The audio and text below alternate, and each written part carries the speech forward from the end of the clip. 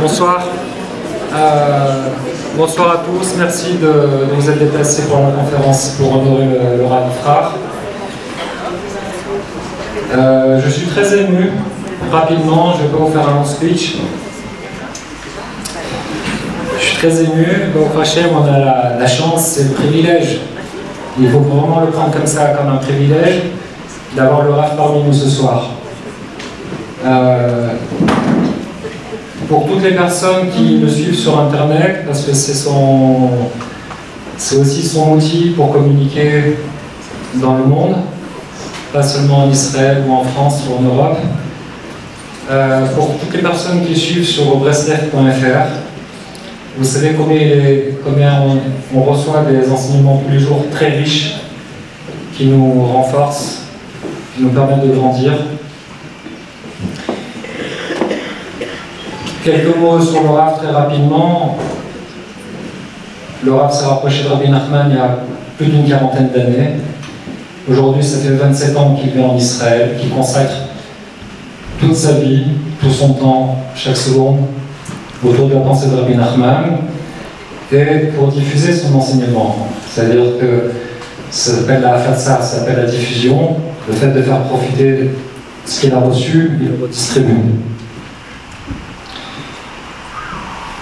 Je vous encourage tous à vous connecter régulièrement sur breslev.fr pour ceux qui ne sont pas encore connectés. C'est l'adresse qu'il faut retenir ce soir.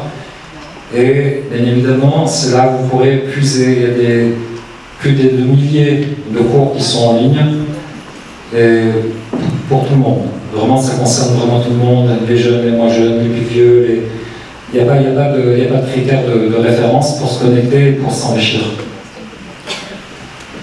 À côté de ça, le centre Breslev.fr aussi contribue toute l'année et depuis des années, une vingtaine d'années au moins, à accompagner les familles, à les soutenir moralement, mais aussi matériellement. C'est très important, la redoute, la solidarité.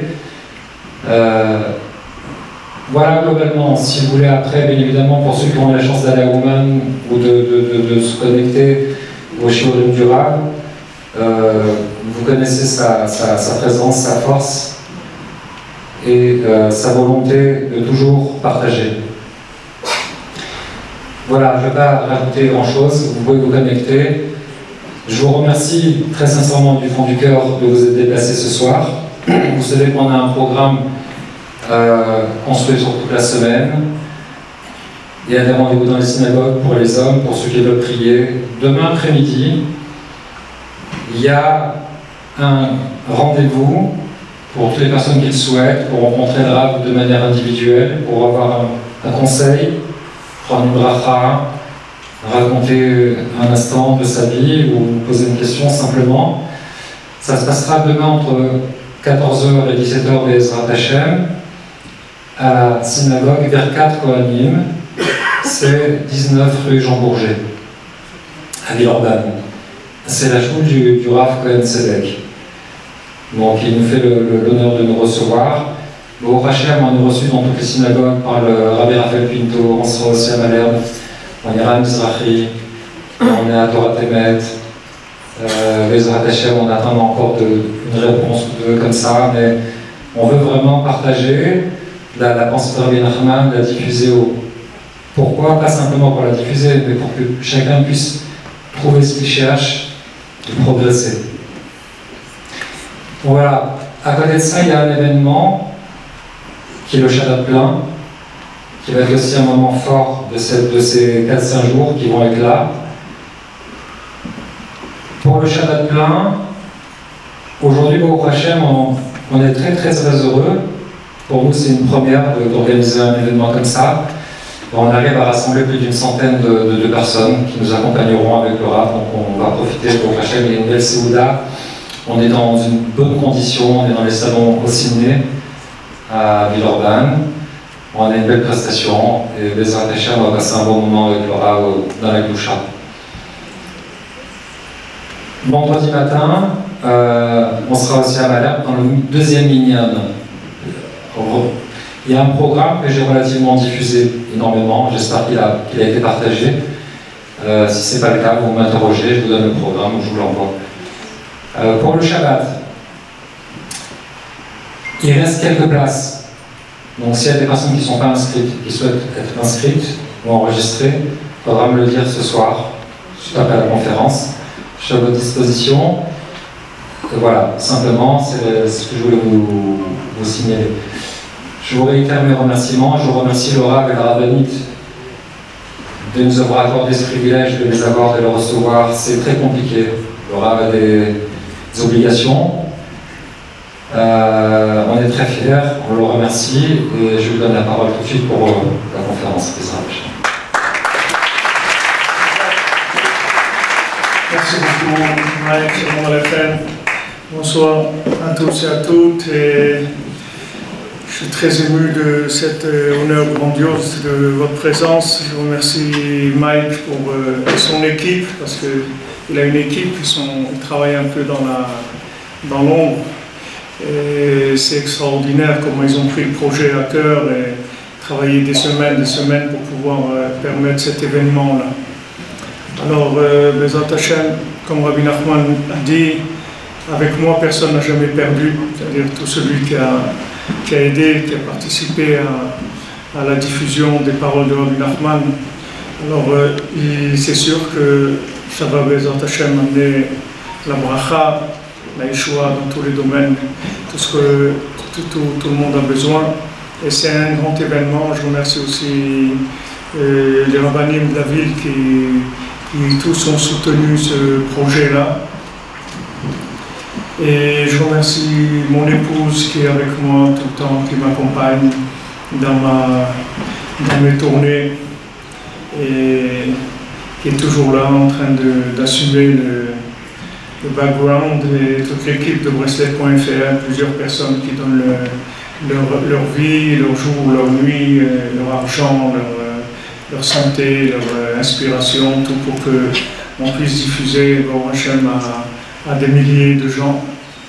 Donc la bracha du tzaddik, elle soit avec vous, tous ceux qui sont présents là, ceux qui ne sont pas présents aussi, qui auraient voulu être présents, et ceux qui ne voulaient pas être présents parce qu'ils ne savent pas ce que c'est. Et voilà, que tous ils soient bénis de notre chaîne, que tous ils soient bénis du fond du cœur. Et oui, parce qu'il n'y a pas... Aujourd'hui, malheureusement, c'est que de l'ignorance, c'est que de l'astara, c'est-à-dire c'est que l'ignorance qui fait que les gens ne se rapprochent pas de la conscience que Rabbi Nachman est venu amener dans le monde avec les conseils. D'abord l'analyse qu'il amène des situations, comme on arrive tous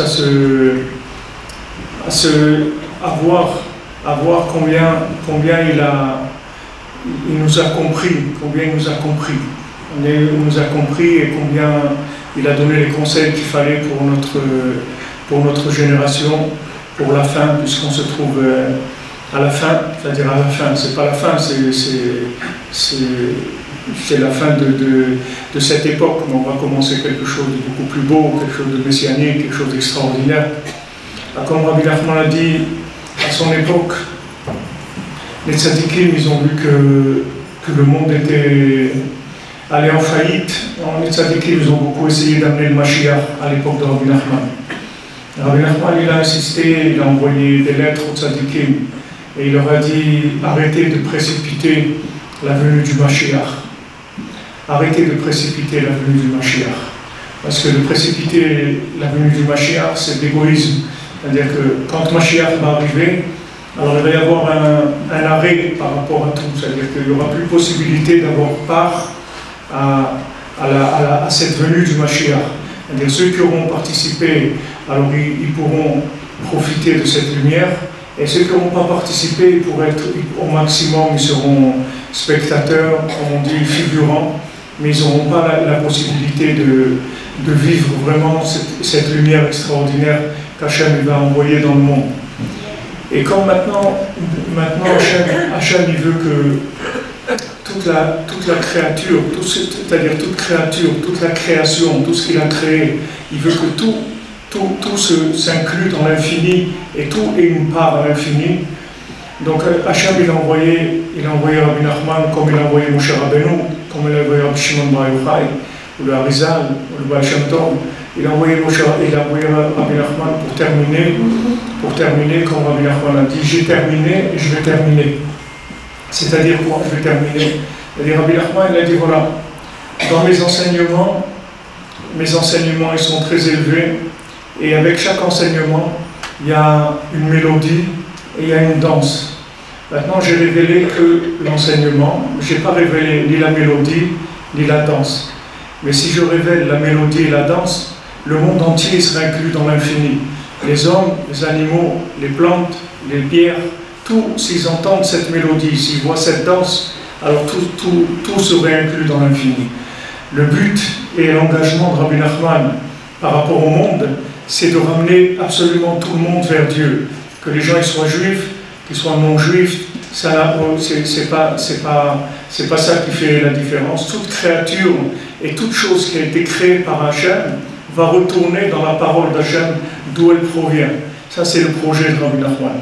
Et ce projet-là, il s'est déjà réalisé, il est déjà terminé. Maintenant c'est juste, on attend la diffusion de la parole de Rabbi Nachman et on voit des choses qui sont extraordinaires. Je peux vous dire, bon, là j'ai passé quelques jours en Paris et il y a un éveil, il y a quelque chose qu'il n'y a jamais eu dans le monde.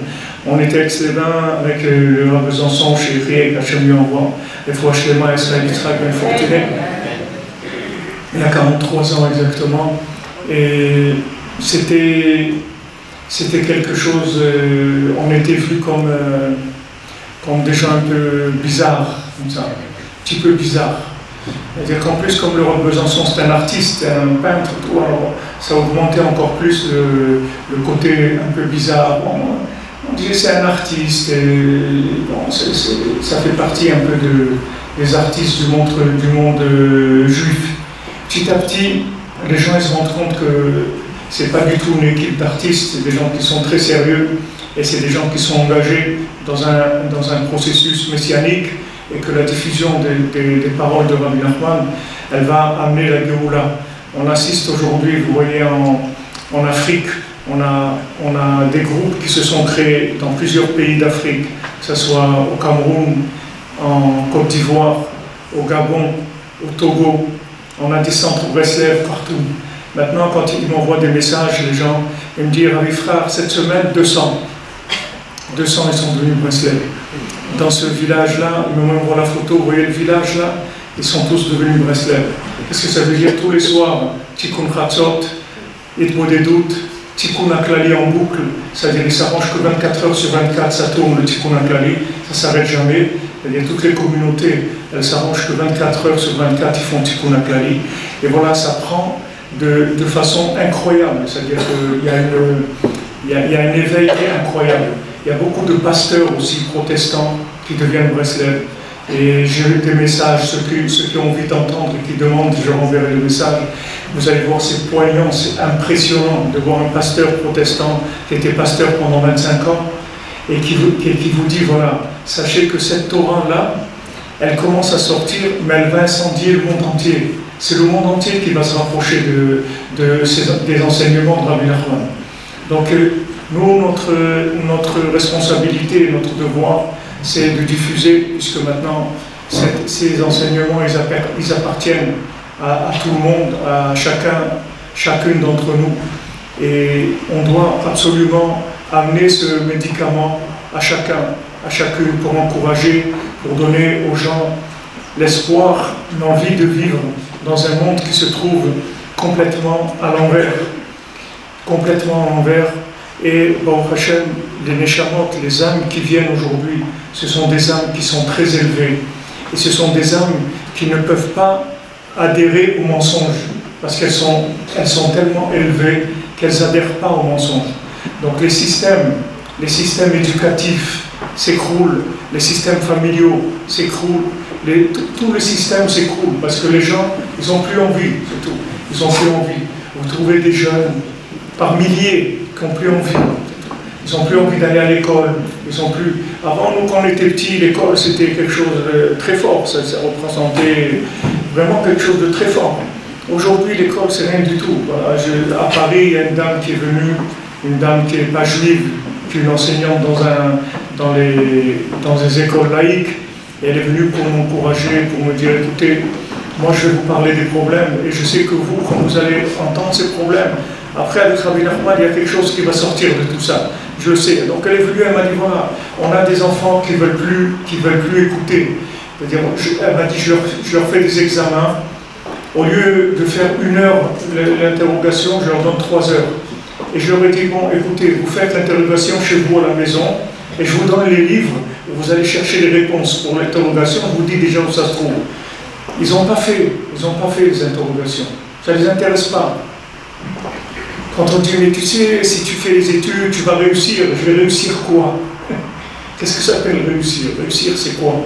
Les gens aujourd'hui, ils ont besoin de connexion.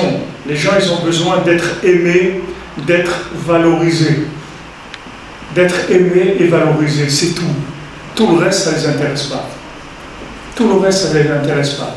Alors bon, quand j'ai parlé à Paris, là, dans une soirée au salon, c'était un peu chaud, parce qu'il y avait beaucoup de gens qui réagissaient à mes propos par rapport puisqu'ils m'ont demandé de parler des réseaux sociaux, mais j'aurais dit que tout le monde des réseaux sociaux, tout ce que les gens ils présentent dans les réseaux sociaux, en fait, c'est ce qu'ils ont envie d'être et ce qu'ils n'arrivent pas à être par rapport à ce que la société leur a proposé comme image.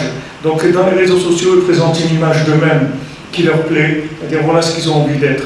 Et ils présentent ça aux gens, et ils se trouvent des amis, et quand ils ont des gens qui leur disent « ouais, c'est bien ce que tu as fait », etc., ils sont contents, ils ont l'impression d'exister à travers ça. C'est-à-dire aujourd'hui, il y a des gens, il y a des communautés entières de gens qui ne vivent que dans les réseaux sociaux, ils ne vivent pas dans la réalité du tout. Parce qu'aujourd'hui, la réalité virtuelle, elle est plus grande que la réalité de la rue. La réalité de la rue, elle ne correspond pas du tout à ce que les gens ils ont besoin. Tandis que dans la réalité virtuelle, ils arrivent à communiquer, à présenter quelque chose, à s'exprimer, à faire ce qui leur plaît, etc. Ils reçoivent des likes, voilà, c'est super, etc. On t'aime et tout. Voilà, c'est tout ce qu'ils veulent, les gens, ils ne veulent rien d'autre. Ils ne veulent rien d'autre que ça. Ils ne demandent rien d'autre que ça.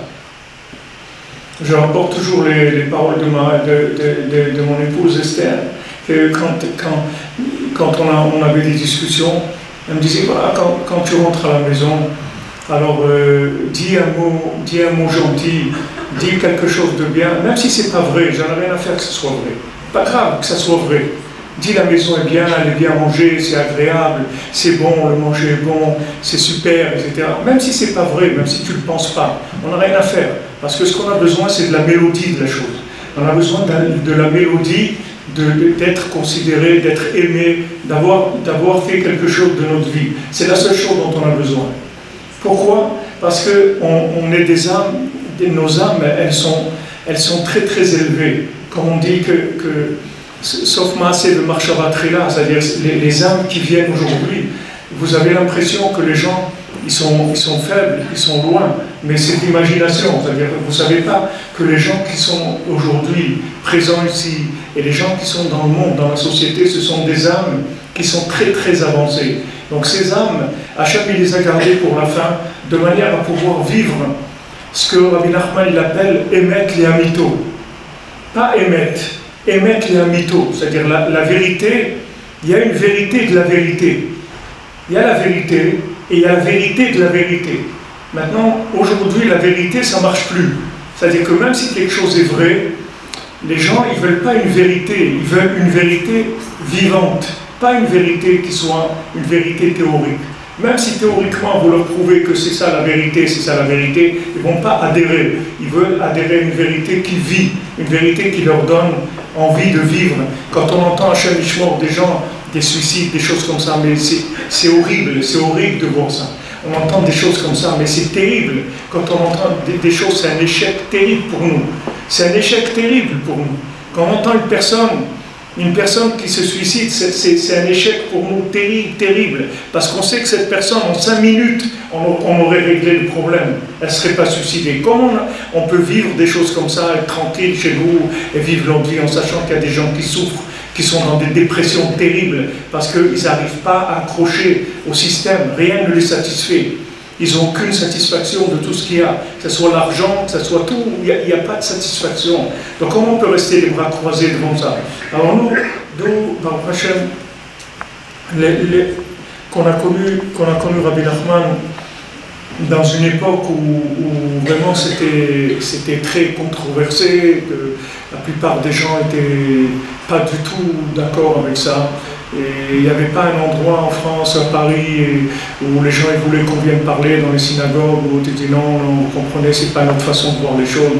Et comme il y a quelques années, j'ai reçu un message d'un rav de Paris, il m'a dit, Rav Frère, on a compris, maintenant on est malade, venez nous voir, venez le plus souvent possible, venez le plus souvent, on sait qu'on a besoin maintenant. Quand on s'est fiancé avec mon épouse, alors, mon épouse elle vient d'Antibes. Alors on s'est fiancé à Aix-les-Bains, c'était ma femme elle était au séminaire à Aix-les-Bains, moi j'étais à la Yeshiva. Et quand on s'est fiancé, après qu'il m'a reçu pour me dire Mazal Tov, etc. Il m'a dit, oh, ta Kala elle est d'Antibes, hein? Toi, il faut que tu deviennes antibiotique pour la Yeshiva. Alors voilà, vous me voyez, j'ai une smirah que je suis un antibiotique. Je ne suis peut-être pas un rave, mais je suis un antibiotique. C'est-à-dire que je lutte contre les virus. C'est ce que j'ai reçu de Rav Chaim, qu'il m'a dit, voilà, tu vas enlever les virus, tu vas lutter contre les virus. Et le virus principal qu'il y a aujourd'hui, c'est le virus de la tristesse, le virus de ne pas être considéré. Alors les gens ils pensent que ceux qui ont besoin de considération, c'est des gens qui sont comme un peu petits, qui n'ont pas vraiment réussi dans leur vie, etc. Mais c'est le contraire. Les gens qui ont besoin de considération, en fait, ce sont des gens qui sont tellement hauts que tout ce qu'il y a dans ce monde-là, ça n'arrive pas à les satisfaire. La seule chose qui va les satisfaire, c'est on les aime et on les considère, on leur donne de la valeur. C'est la seule chose. Ils sont capables de tout faire pour avoir un peu de considération, un petit peu de valeur, un petit peu d'affection. C'est tout ce que les gens demandent. Alors quand les gens se plaignent, ils me disent ouais, moi, mes enfants ils passent le temps sur les réseaux sociaux, avec le téléphone, avec ça, et l'autre. Je dis mais pourquoi vos enfants ils sont là-dedans?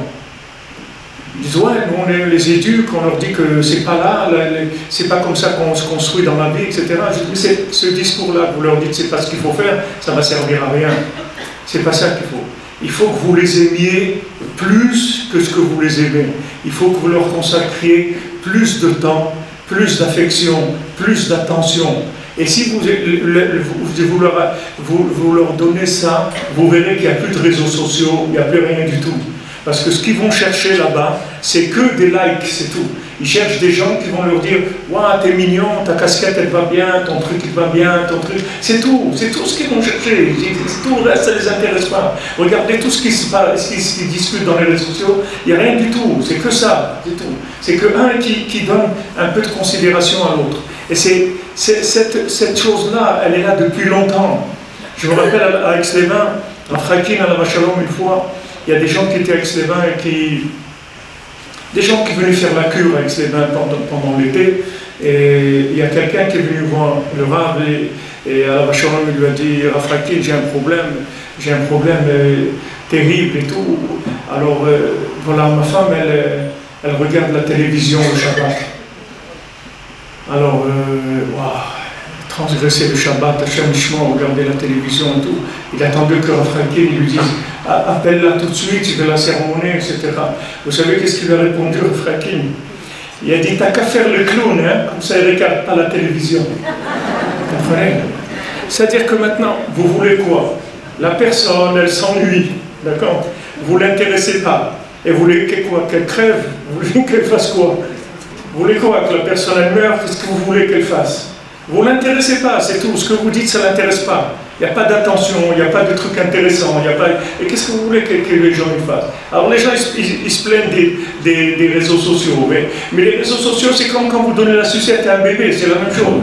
Il crie, vous lui mettez une sucette, que c'est un bout de caoutchouc qui va lui gonfler le ventre et qui va lui déformer ses dents, c'est tout. Mais qu'est-ce que vous avez fait? Vous n'avez rien fait du tout, mais au moins il vous laisse tranquille pendant le temps où la sucette dans la bouche. Alors ça, c'est la même chose. Les réseaux sociaux, les gens ils se plaignent, ça et ça et ça. Tout ça, ça vient, ils vont chercher quelque chose qu'ils n'ont pas, c'est tout. Ils n'ont pas ça à la maison. Ils vont chercher ça, oui, ils vont chercher, c'est tout. Et aujourd'hui, c'est vraiment pas difficile, l'équation n'est pas difficile du tout.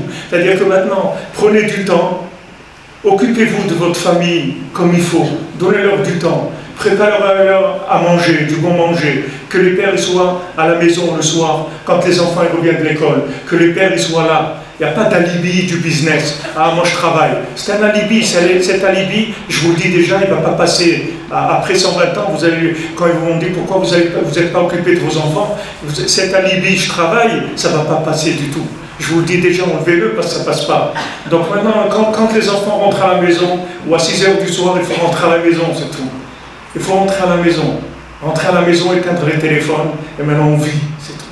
Maintenant on a une famille, on vit. Après, les gens, ils s'étonnent. Ouais, il ne veut pas m'écouter, et trucs, il fait ce qu'il veut. Mais c'est normal, tu t'es jamais occupé de lui. Qu'est-ce que tu as fait? Tu l'as envoyé chez le babysit sans arrêt. C'est-à-dire à la maison, tu lui as donné des occupations pour faire passer le temps. Tu lui as donné des choses qui lui font passer le temps. Et après, tu t'étonnes qu'il ne t'écoute pas. Il faut t'occuper d'eux.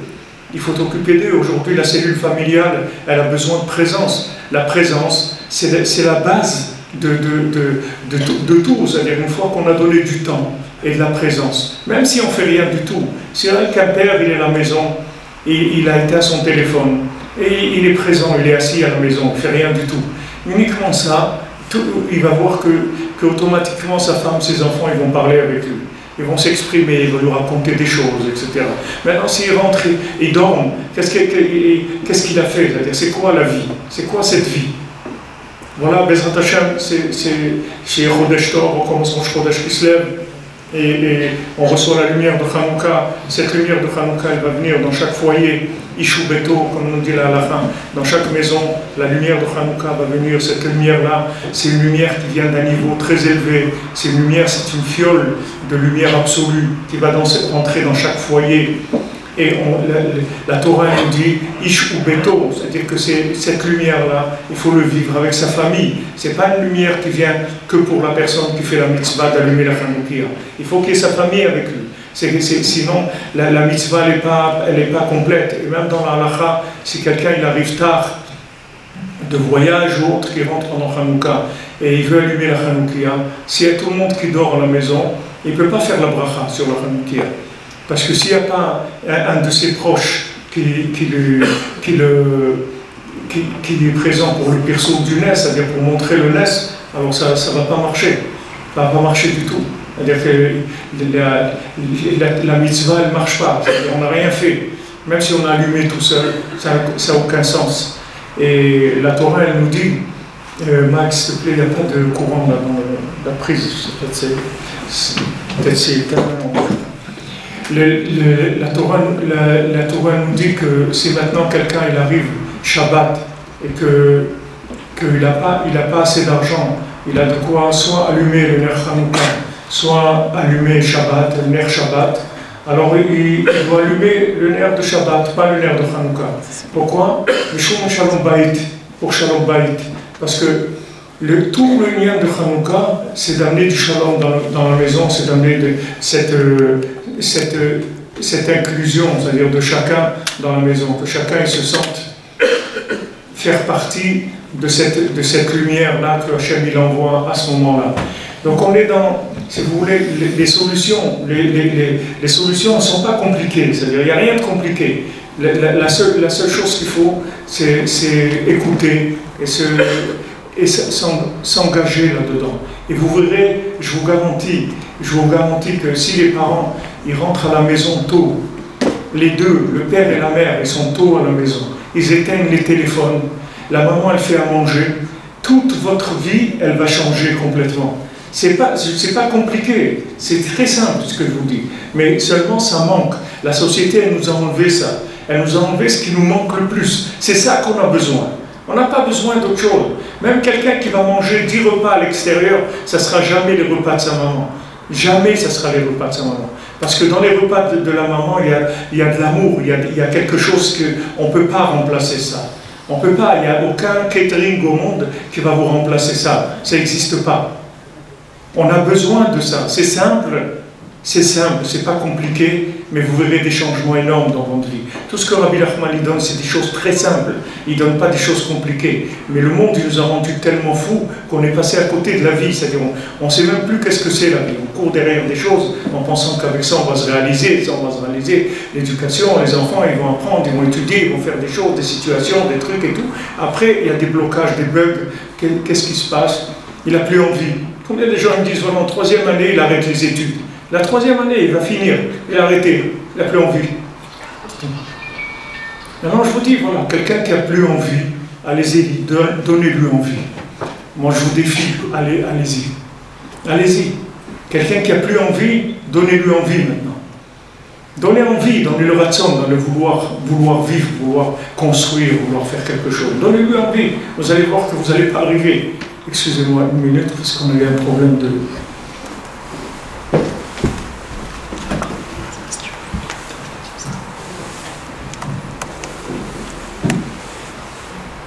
Il travaille, hein, il chante pas, il ne s'arrête pas.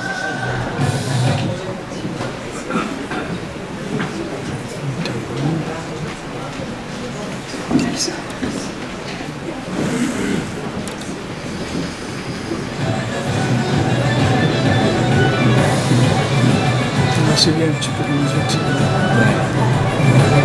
Qu'est-ce qu'on fait? La connexion, t'as tout.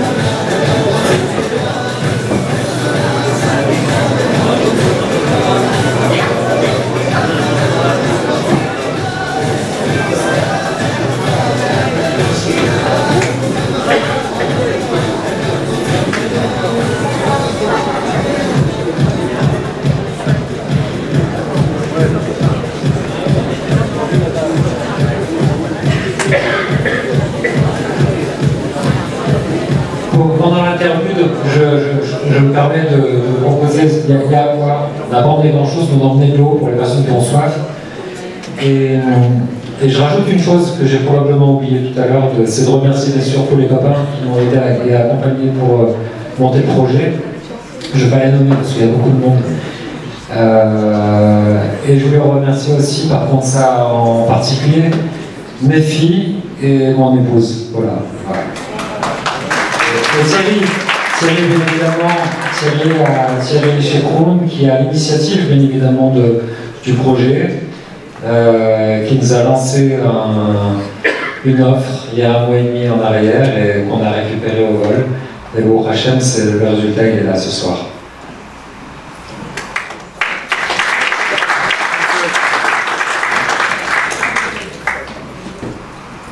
Je remercie aussi toutes les personnes qui nous ont soutenus pour monter l'événement. Il a fallu avoir des fonds. Beaucoup de personnes sont manifestées. Et je tiens à le remercier de tout mon cœur. Au Hachem, ça nous permet aussi de nous accompagner encore pour faire encore des choses. Et il y aura des Hachem, d'autres activités. Concernant les voyages à Ouman, il y a des voyages à Ouman qui sont organisés avec la Rabbanit Ifrar, avec le Rav Ifrar aussi toute l'année.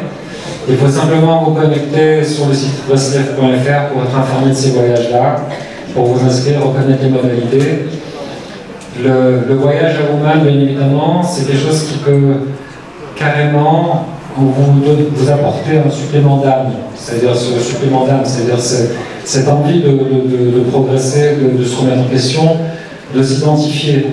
C'est un peu le but du jeu. C'est Ouman, c'est de permettre de se reconnaître, de savoir qui on est précisément pour pouvoir progresser.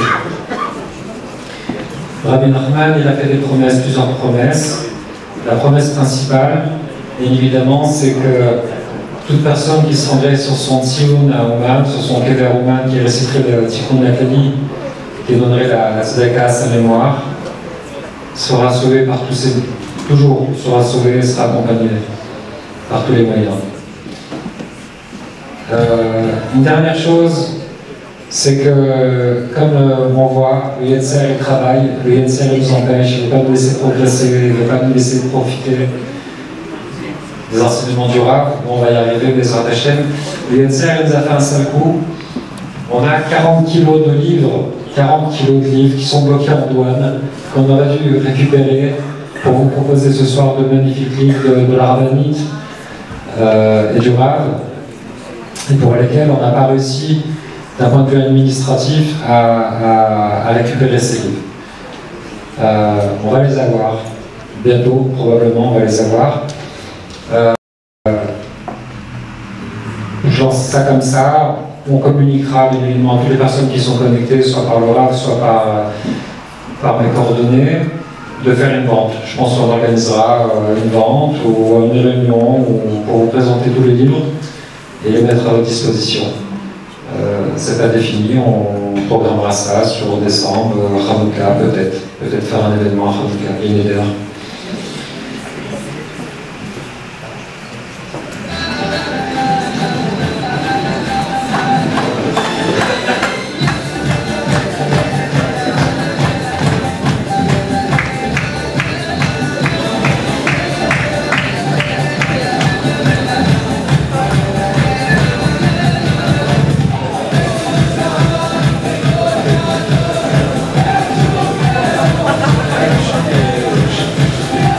Bien évidemment, j'ai rien à vendre. J'ai pas de Mercedes de 1972. Bon, ça c'est un peu du mot pour les amateurs. Globalement, si vous voulez, les enseignements de Rabbi Nachman, je pense que vous avez tous un peu découvert, pour ceux qui sont déjà là au Ouman ou qui ont déjà assisté à d'autres conférences qu'on a organisées, soit du Rav Ifrar, soit du Rav Besançon, ceux qui étaient au festival, si vous vous souvenez, ceux qui étaient au festival, c'était déjà un très très grand événement qu'on avait réussi à faire.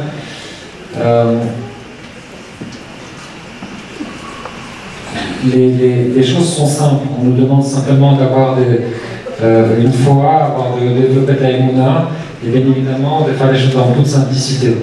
Rabbi Nachman, il nous enseigne que globalement, tous les calculs, trop de calculs, ça égale. On se perd à faire les choses de manière très compliquée. Je n'ai pas prétention à vous donner des enseignements, mais je vous encourage plutôt à vous connecter sur des sites ou à feuilleter des bons livres que vous pouvez trouver à peu près partout. Et vous pouvez acheter vos livres aussi en ligne sur le site breslev.fr. Il y a une multitude de bouquins en français, des Tikkun Nathalie, qui vous permettront aussi de vous enrichir. Concernant les voyages à Ouman, moi-même j'organise aussi des voyages à Ouman. J'en fais pas beaucoup, on en fait 1 ou 2 dans l'année. Pareil, si toujours avec le Rav, où on est toujours très aidé par le Rav, j'ai son soutien. Bon, Hachem, c'est c'est presque une trentaine d'années d'amitié, de partage. Et je suis fier d'avoir des amis de cette trempe-là, on va dire. Et donc Hachem, on n'est jamais abandonné, on est toujours guidé. C'est vraiment un privilège. Je crois que ça va pas tarder à repartir. Voilà, excusez-nous pour l'interruption du programme. Et ça venait pas chez nous, hein. Ça venait de chez eux. Excusez-moi pour il y a quelques centaines de personnes quand même qui suivent en même temps que nous. Alors, merci Mike pour avoir fait cet intermède.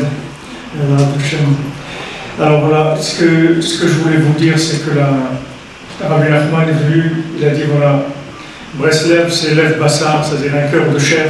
Je suis venu, Rabbi Nachman dit, je suis venu pour réparer votre cœur, pour que votre cœur de pierre, ça devienne un cœur de chair. Le cœur de pierre, c'est un cœur qui va vers la consommation, vers la réussite personnelle, vers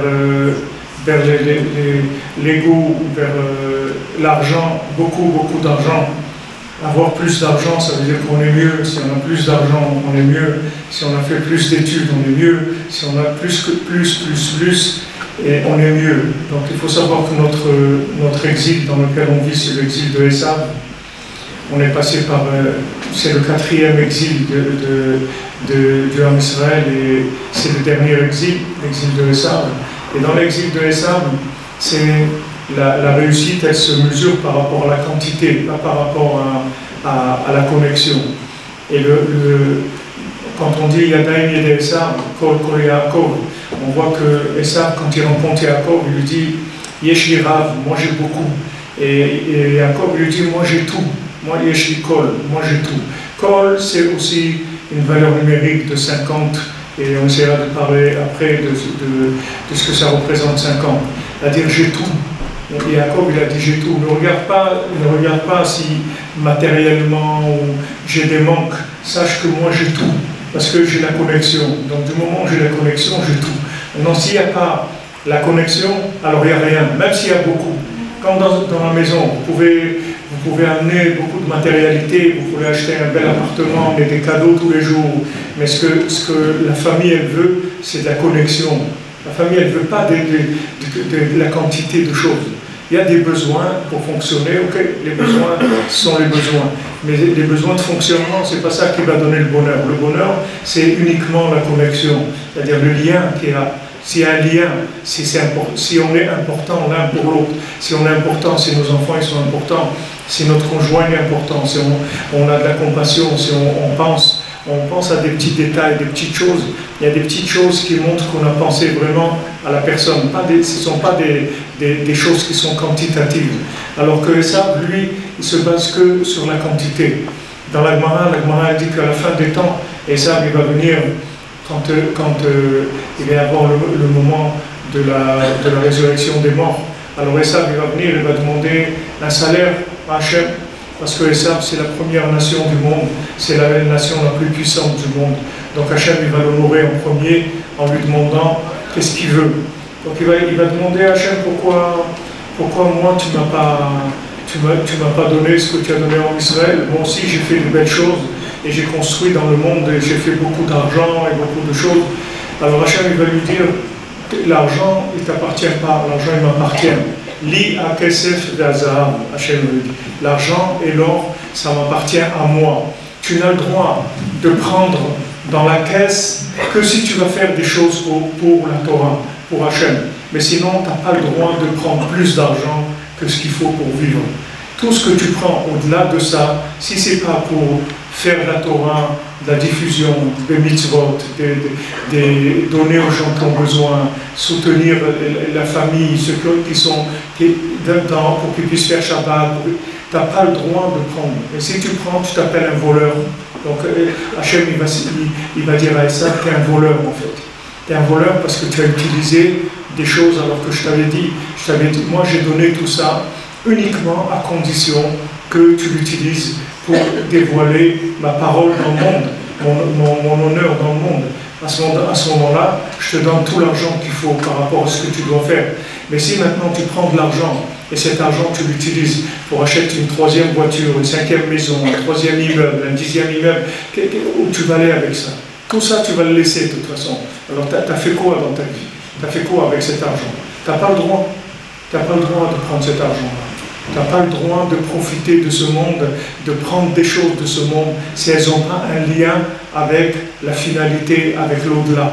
Si tu fais ça, tu t'appelles un voleur. Comme l'Allah dit, si tu manges un fruit, tu ne fais pas la bénédiction, tu t'appelles un voleur.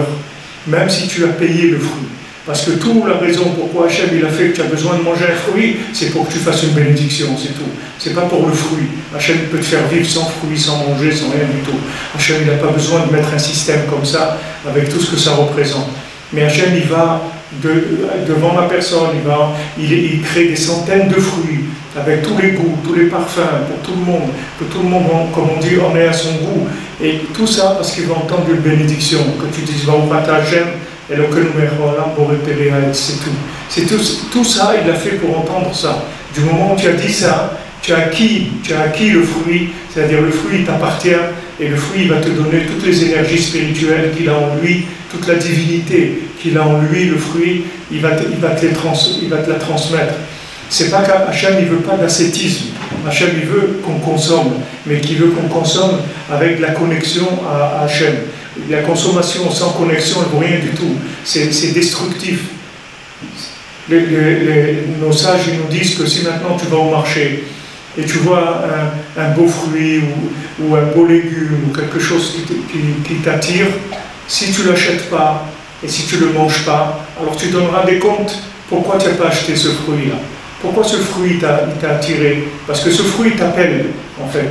Il te dit, voilà, j'ai quelque chose pour toi. Et je veux te le transmettre, je veux te le donner. Donc tu dois acheter ce fruit, tu dois le consommer et tu dois faire la bénédiction. Et à ce moment-là, ce qu'il y a dans le fruit, l'âme qu'il y a dans le fruit, elle va venir enrichir ton âme et ça va te changer ta façon de voir les choses, ta façon de vivre. Tout ce qui est autour de nous, ce sont que des outils de connexion. Tout ce qu'on consomme, tout ce dont on a besoin, c'est uniquement pour se connecter à Dieu, c'est tout. C'est pas, tout le reste, c'est quelque chose qui ne va pas du tout durer. Ça ne va pas durer. On est là quelques dizaines d'années. Il ne faut pas oublier ça. C'est-à-dire, on s'en va d'ici. C'est un passage. On est dans un monde de passage. Donc, il faut être intelligent. Il faut savoir qu'est-ce qu'on va prendre d'une denrée qui va durer de l'autre côté. On va voir qu'est-ce qui va aller de l'autre côté. Alors, on va s'investir. Et ce qui ne va pas de l'autre côté, on ne va pas s'investir. Alors maintenant, cette génération qui vient maintenant, c'est des gens qui sont déjà prêts à ça. Ils sont déjà, comme on dit, prédisposés à cette conscience-là. Donc maintenant, tout ce que vous allez leur proposer comme chose de ce monde, ça ne va pas les intéresser. Parce que ce sont des âmes qui sont trop grandes pour pouvoir être intéressées par la consommation pure qui va avoir une fin au bout de quelques années. Ça ne les intéresse pas. Ils cherchent une autre dimension. Maintenant, cette autre dimension, elle se fait que par de la connexion. Cette connexion, elle se fait par la parole, par la discussion, par l'affection, par la considération, par le fait qu'on donne la place à la personne, la place qui lui revient.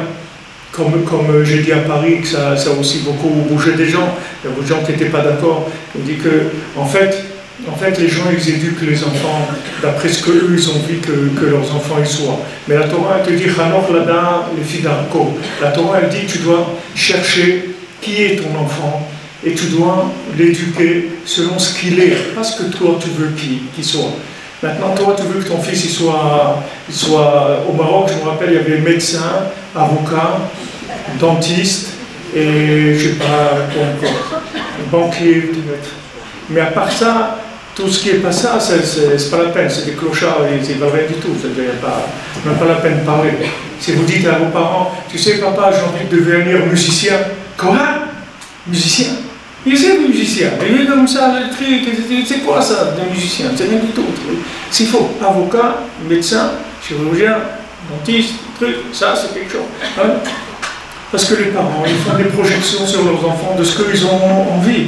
Et les enfants, s'ils ne sont pas là pour vous servir à vous, c'est vous qui êtes là pour les servir. C'est le contraire, il ne faut pas inverser les rôles. C'est-à-dire les parents, ils sont là pour servir les enfants, pour voir de quoi l'enfant il a besoin. et l'éduquer dans le sens dans lequel il a besoin, pas le contraire. Alors les gens ils disent ouais mais c'est pour ton bien. C'est pas pour ton bien, c'est pour le bien des parents, c'est-à-dire ce que les parents, ce qu'ils veulent de leurs enfants. Et maintenant, comme les enfants ils sont petits, et en général ils sont gentils, ils n'ont pas tellement de choix, donc ils rentrent dans le jeu, si vous voulez. Mais quand ils grandissent après, ils sont malheureux, parce qu'ils ne sont pas à leur place.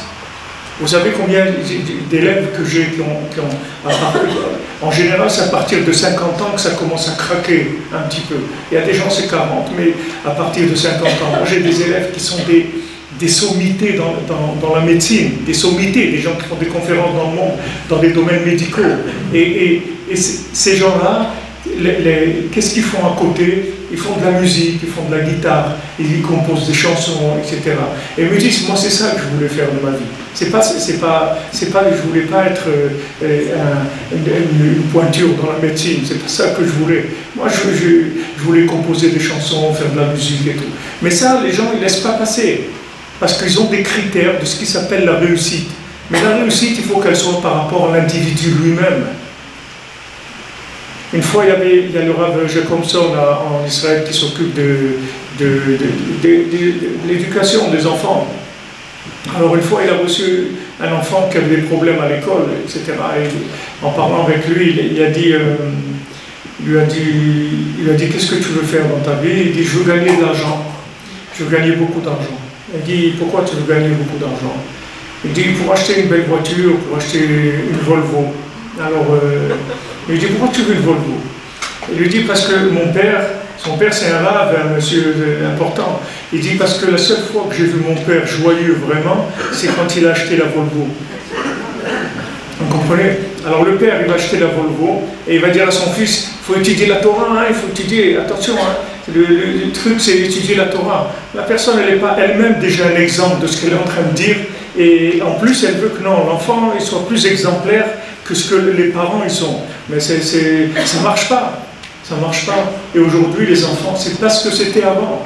Ce sont des âmes, si vous voulez, les enfants qu'il y a aujourd'hui, c'est comme si vous prenez des autistes, c'est la même chose. C'est-à-dire ce sont des gens qu'en fait, ils n'ont aucun rapport avec ce monde. Ils n'ont aucun rapport. Ils sont d'accord un petit peu d'avoir un rapport avec ce monde, à condition qu'ils ressentent une émotion au point de vue affectif, au point de vue connexion avec Dieu, avec les tzadikim, avec leurs amis, avec leur famille. Ils ont besoin de cette connexion-là. Ce n'est pas de la réussite qu'ils ont besoin. La réussite, ça ne va pas leur parler du tout. Et comme maintenant ça chamboule complètement le système. Ça chamboule le système. Le système, il est perdu devant ça. Et bien maintenant, il faut que le système il se réveille, que toute l'éducation, tout le système éducatif il se réveille et ils changent complètement leur façon de voir les choses. Parce que les enfants qu'ils ont devant eux aujourd'hui, ce n'est pas les enfants qu'il y avait avant. Ça n'a rien à voir. Ce sont des enfants que si vous ne leur donnez pas ce dont ils ont besoin, ils ne vont pas du tout jouer le jeu. Ils ne vont pas jouer le jeu du tout. Parce que ce sont des âmes qui sont trop élevées, c'est-à-dire leur âme, elle s'exprime trop pour pouvoir lui mentir. Donc comme je vous disais tout à l'heure, aujourd'hui ils veulent émettre les amitos, ils ne veulent pas émettre, ça ne suffit pas émettre. Ils veulent émettre les amitos, c'est-à-dire ils veulent une dimension de connexion avec la vérité. Il y a la vérité et il y a la vérité connectée, c'est deux choses complètement différentes. Il y a une vérité que vous pouvez apprendre intellectuellement dans les livres, et vous pouvez être d'accord avec cette vérité, il n'y a pas de problème, vous pourrez y adhérer, si vous voulez intellectuellement dire voilà, c'est vrai, ce qu'il dit là, c'est extraordinaire, etc. Mais maintenant, vous, par rapport à ça, il faut que vous vous situiez, vous, par rapport à ça. Aujourd'hui, de voir un texte, ça ne va pas nous aider si nous, on ne se trouve pas dans le texte.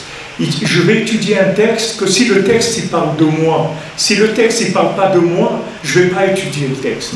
Le texte, il ne va pas m'intéresser du tout. Qu'est-ce que je vais faire avec un texte que je vais enregistrer dans ma tête s'il ne parle pas de moi? On était à l'école, moi je vous parle de ça parce que nous, on était les premiers des grands malades, si vous voulez, de cette génération, de la génération d'avant. On était les premiers à être complètement déphasés par rapport au système. Quand à l'école, ils nous parlaient des Gaulois, Vercingétorix, c'est des trucs... Mais Rabbi, qu'est-ce que tu veux que je fasse avec ça? Qu'est-ce que je vais faire avec ça? Dis-moi, qu'est-ce que je fais avec ça? Moi, tu peux pas me parler de moi, il n'y a pas un livre qui parle de moi, où je peux me reconnaître et m'identifier, avoir envie de lui ressembler. Je sais pas, il n'y a pas quelque chose qui était... Non, rien que des trucs de fou, je ne sais pas qui c'est ces gens-là. Ils sont très gentils, ils ont fait ce qu'ils ont voulu dans leur vie, j'ai pas de problème avec... Mais c'est pas... J'ai rien à voir avec ça. Je n'ai rien à voir avec ça. C'est pas moi. Alors quand on était dans les générations d'avant, on était un peu écrasé comme ça par le système, la crainte de l'avenir, où tu vas arriver, qu'est-ce que tu vas faire de ta vie, etc. On avait un petit peu peur. Aujourd'hui, les jeunes, ils n'ont plus peur. C'est fini.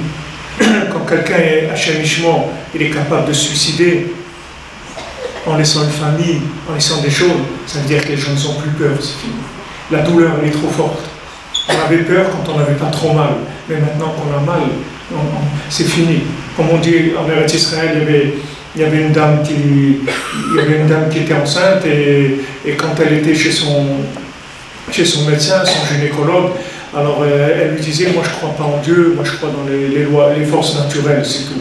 Je sais que d'avoir un enfant et d'accoucher et tout, ce sont des lois naturelles, c'est tout. Moi je ne crois pas du tout en Dieu. Ok, alors le gynécologue c'était un religieux, il a laissé passer le temps. Et quand elle est arrivée pour l'accouchement, elle est rentrée en salle d'accouchement. Alors la sage-femme elle est venue, elle a appelé le docteur, elle lui a dit ça y est, elle va commencer à accoucher. Elle est en train de crier à Teva, la nature, aide-moi.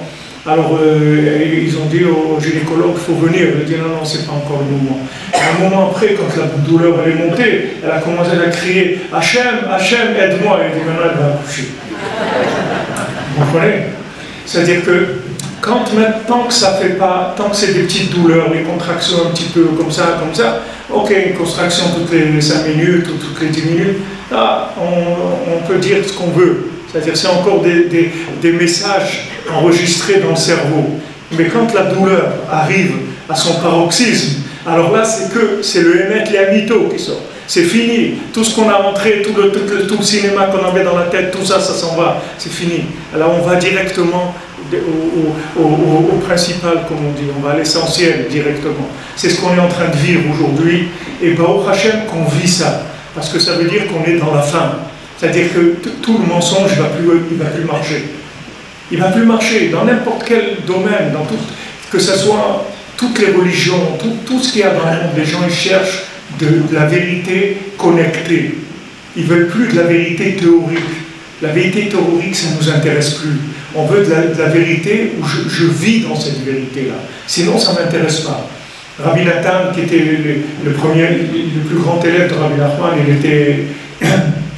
c'était un grand érudit en Torah, et il avait son beau-père qui était rave sur 60 villes. Il avait 60 villes où il était rave, son beau-père. C'était un très grand tzaddik, son beau-père très grand. Rav David Tzvi, c'était un homme très grand.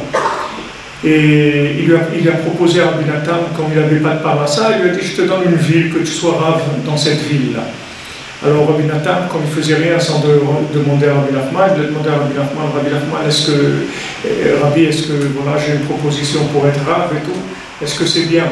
Alors Rabbi Nachman lui dit, oui, c'est bien d'être rave. Il lui dit Rabbi, mais Béhémet, je vous demande, c'est bien. Il lui dit, Béhémet, c'est bien d'être rave, tu vas être rave d'une communauté, il n'y a pas de problème. Il dit, mais rave, Béhémet Leamito, dites-moi Emet Leamito. Il a dit Béhémet Leamito, c'est pas bien du tout, il faut pas que tu sois. Vous comprenez?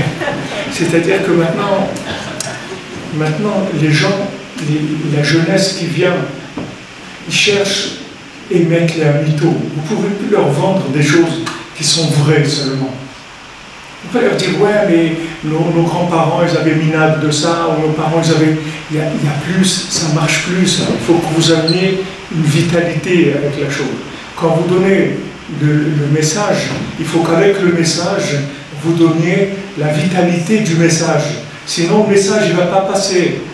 Et même s'il passe, il va repartir. La personne elle va retourner vers d'autres choses.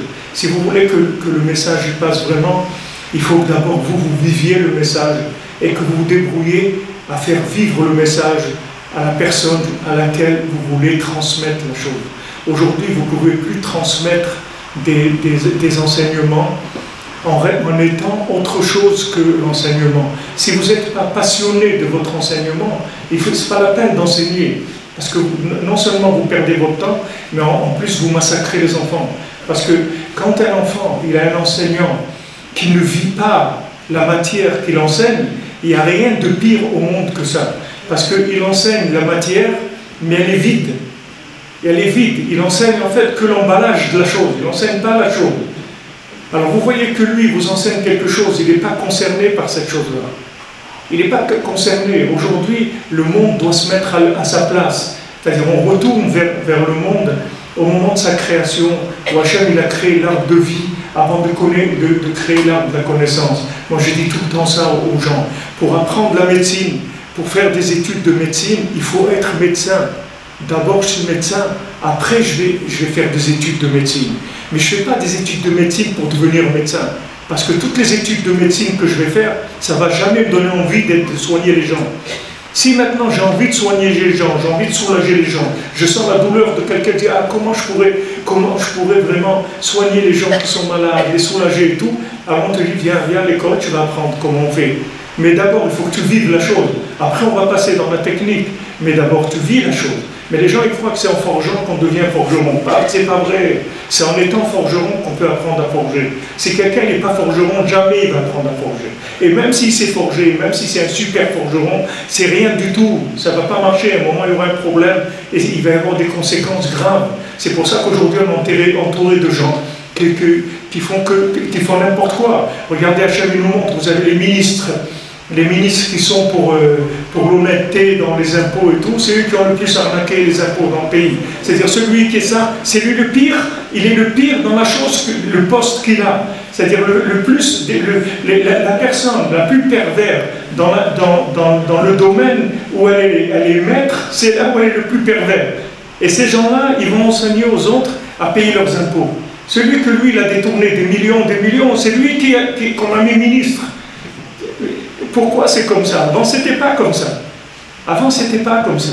Si vous prenez les époques d'avant, je sais pas, jusqu'à d'Estaing ou je sais pas quoi, c'est pas qu'il n'y avait pas des... Il y a toujours eu des gens qui ont fait des combines et tout, mais c'était... Hachem, il ne faisait pas sortir les choses. Aujourd'hui, Hachem, il fait sortir tout. Vous avez un médecin qui a abusé des gens, vous avez un enseignant qui a abusé de ses élèves, vous avez un curé qui a abusé de ses trucs, tout sort. Tout sort. Et on dit aux gens, allez-y, portez plainte, n'ayez pas peur, dites ce qui s'est passé. Pourquoi? Parce que ça y est, on ne veut plus vivre dans l'ombre. On veut vivre ce qui est vrai. Ce médecin-là, il est pervers, allez, on le dégage. Voilà, il est sorti, j'ai vu il y a une semaine ou deux, quelqu'un, je ne sais pas si c'est un médecin, un chirurgien, je ne sais rien, il a abusé de 180 enfants dans sa vie. Maintenant, il a 60 ans, 70 ans. Il a abusé et toute sa vie, il a été professionnel, il a eu son truc, son cabinet, je ne sais pas quoi, et il travaillait, il n'y avait pas de problème. Aujourd'hui, ça sort, tout sort, parce que c'est fini, il n'y a plus de cinéma. Maintenant, on est dans le vrai, on est à la fin, ça va être du vrai.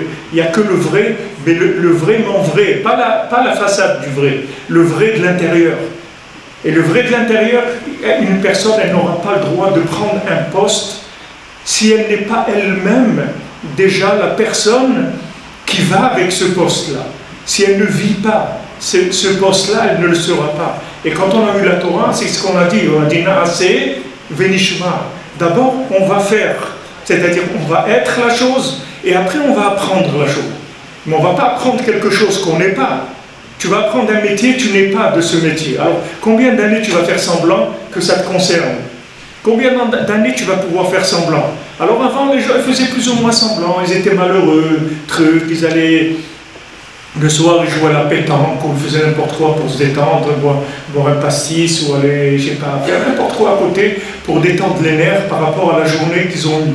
Parce que leur journée, c'est une journée de cinéma. Donc maintenant, après, le soir, ils ont besoin de se détendre, voir des films ou faire des choses pour se changer les idées, parce que toute la journée, en fait, ils ont été esclaves de quelque chose qui n'est pas eux-mêmes. Mais si maintenant la personne, elle vit son travail, elle vit ce qu'elle est en train de faire, mais ça ne fatigue pas. Ça ne fatigue pas. La passion, quand on est passionné, on ne se fatigue pas. Quand est-ce qu'on se fatigue? C'est quand on est en train d'utiliser le système nerveux pour faire quelque chose. Mais si maintenant on est passionné, on ne se fatigue pas du tout. Et aujourd'hui, si les gens ne sont pas passionnés, ils vont pas y arriver. Ils ne vont pas y arriver, parce qu'aujourd'hui, il faut qu'on aime vraiment la chose qu'on est en train de faire. Et à ce moment-là, les choses, elles marchent impeccables. C'est cette génération qui vient. C'est une génération de vérité. C'est une génération de cœur. Et c'est cette génération-là qui va accueillir le Mashiach. Maintenant, ces gens-là, ils passent une période très difficile, parce que cette période de changement, ils vont être pris comme des fous, comme des nuls par le système. Ils vont être pris par des fous, comme Rabbi Nachman il a mis un exemple, il a dit que maintenant, il y avait un pays où il y avait la moisson de l'année qui allait rendre les gens fous si on mangeait cette moisson-là.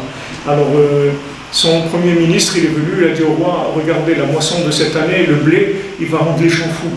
Donc faites attention, il ne faut pas qu'on mange, vous et moi et tout, pour qu'on puisse diriger le pays. Alors le roi, il a dit, mais tu n'as rien compris, si on ne mange pas, eux, ils vont nous prendre pour des fous. Donc on est obligé de manger, on ne peut pas faire autrement, parce que sinon c'est eux qui vont nous prendre pour des fous. C'est-à-dire qu'aujourd'hui, les gens qui ont quelque chose, les gens qui ont du cœur, les gens qui ont quelque chose à l'intérieur, ils n'arrivent pas à accrocher aux mensonges du système. Et le système, il est cruel avec eux. Parce que le système, il ne supporte pas cette chose-là. Combien de jeunes qui sont dans les yeshivot en Israël, quand ils viennent me voir, me disent Rabbi Fra, ils m'ont envoyé la yeshiva et tout. Je dis, tu ne comprends pas, tu es trop bien pour la yeshiva. Tu es trop bien pour la yeshiva. Ce qu'elle a dit, la maman de Edison à son fils, moi je dis à tous les gens qui viennent me voir, tous les jeunes qui viennent me voir. Pourquoi la maman d'Edison, elle a dit à son fils, quand elle a reçu la lettre de renvoi, qu'on lui disait que son fils il était un cancre, pourquoi elle lui a dit, mon fils tu es un génie, l'école elle n'est pas assez bien pour toi. Vous croyez quoi? C'est un sketch de Fernand Reynaud qu'elle est en train de faire? C'est une blague, c'est quoi? Elle va lui dire ça et quoi? Si c'est un tembel, il va devenir un génie, si c'est un taré, il va devenir un génie, de quoi? Non, c'est qu'elle a compris que son fils est un génie et que le système, il ne pouvait pas le reconnaître en tant que génie. Donc le système, il a classé de cancre. Il a mis cancre, parce que tous les gens qu'on n'arrive pas à s'occuper d'eux, on dit c'est des cancres, le système, ils disent ils valent rien. Mais ces gens-là, c'est les meilleurs. Rabbi Nachman, il dit, moi je suis venu, je vais prendre tous les cancres de la terre, et les gens ils vont voir que c'est eux qui vont enlever le Mashiach. Les cancres du monde, c'est-à-dire à chaque fois que quelqu'un il va être considéré comme un nul, comme quelqu'un qui n'a pas réussi, qui ne sait pas y faire et tout, Rabbi Nachman dit, amenez-les-moi ceux-là. Ceux-là c'est les meilleurs. C'est ceux-là les meilleurs. Quand le système il les condamne, Rabbi Nachman dit amenez-les chez moi, c'est ça les meilleurs. Comme c'est écrit que Emet Me'eretz Titzmach, Rabbi Nathan dit que la vérité elle va sortir de la terre des gens qui sont par terre. Quand les gens disent je suis par terre, je suis KO, ces gens-là, c'est eux qui vont emmener la vérité.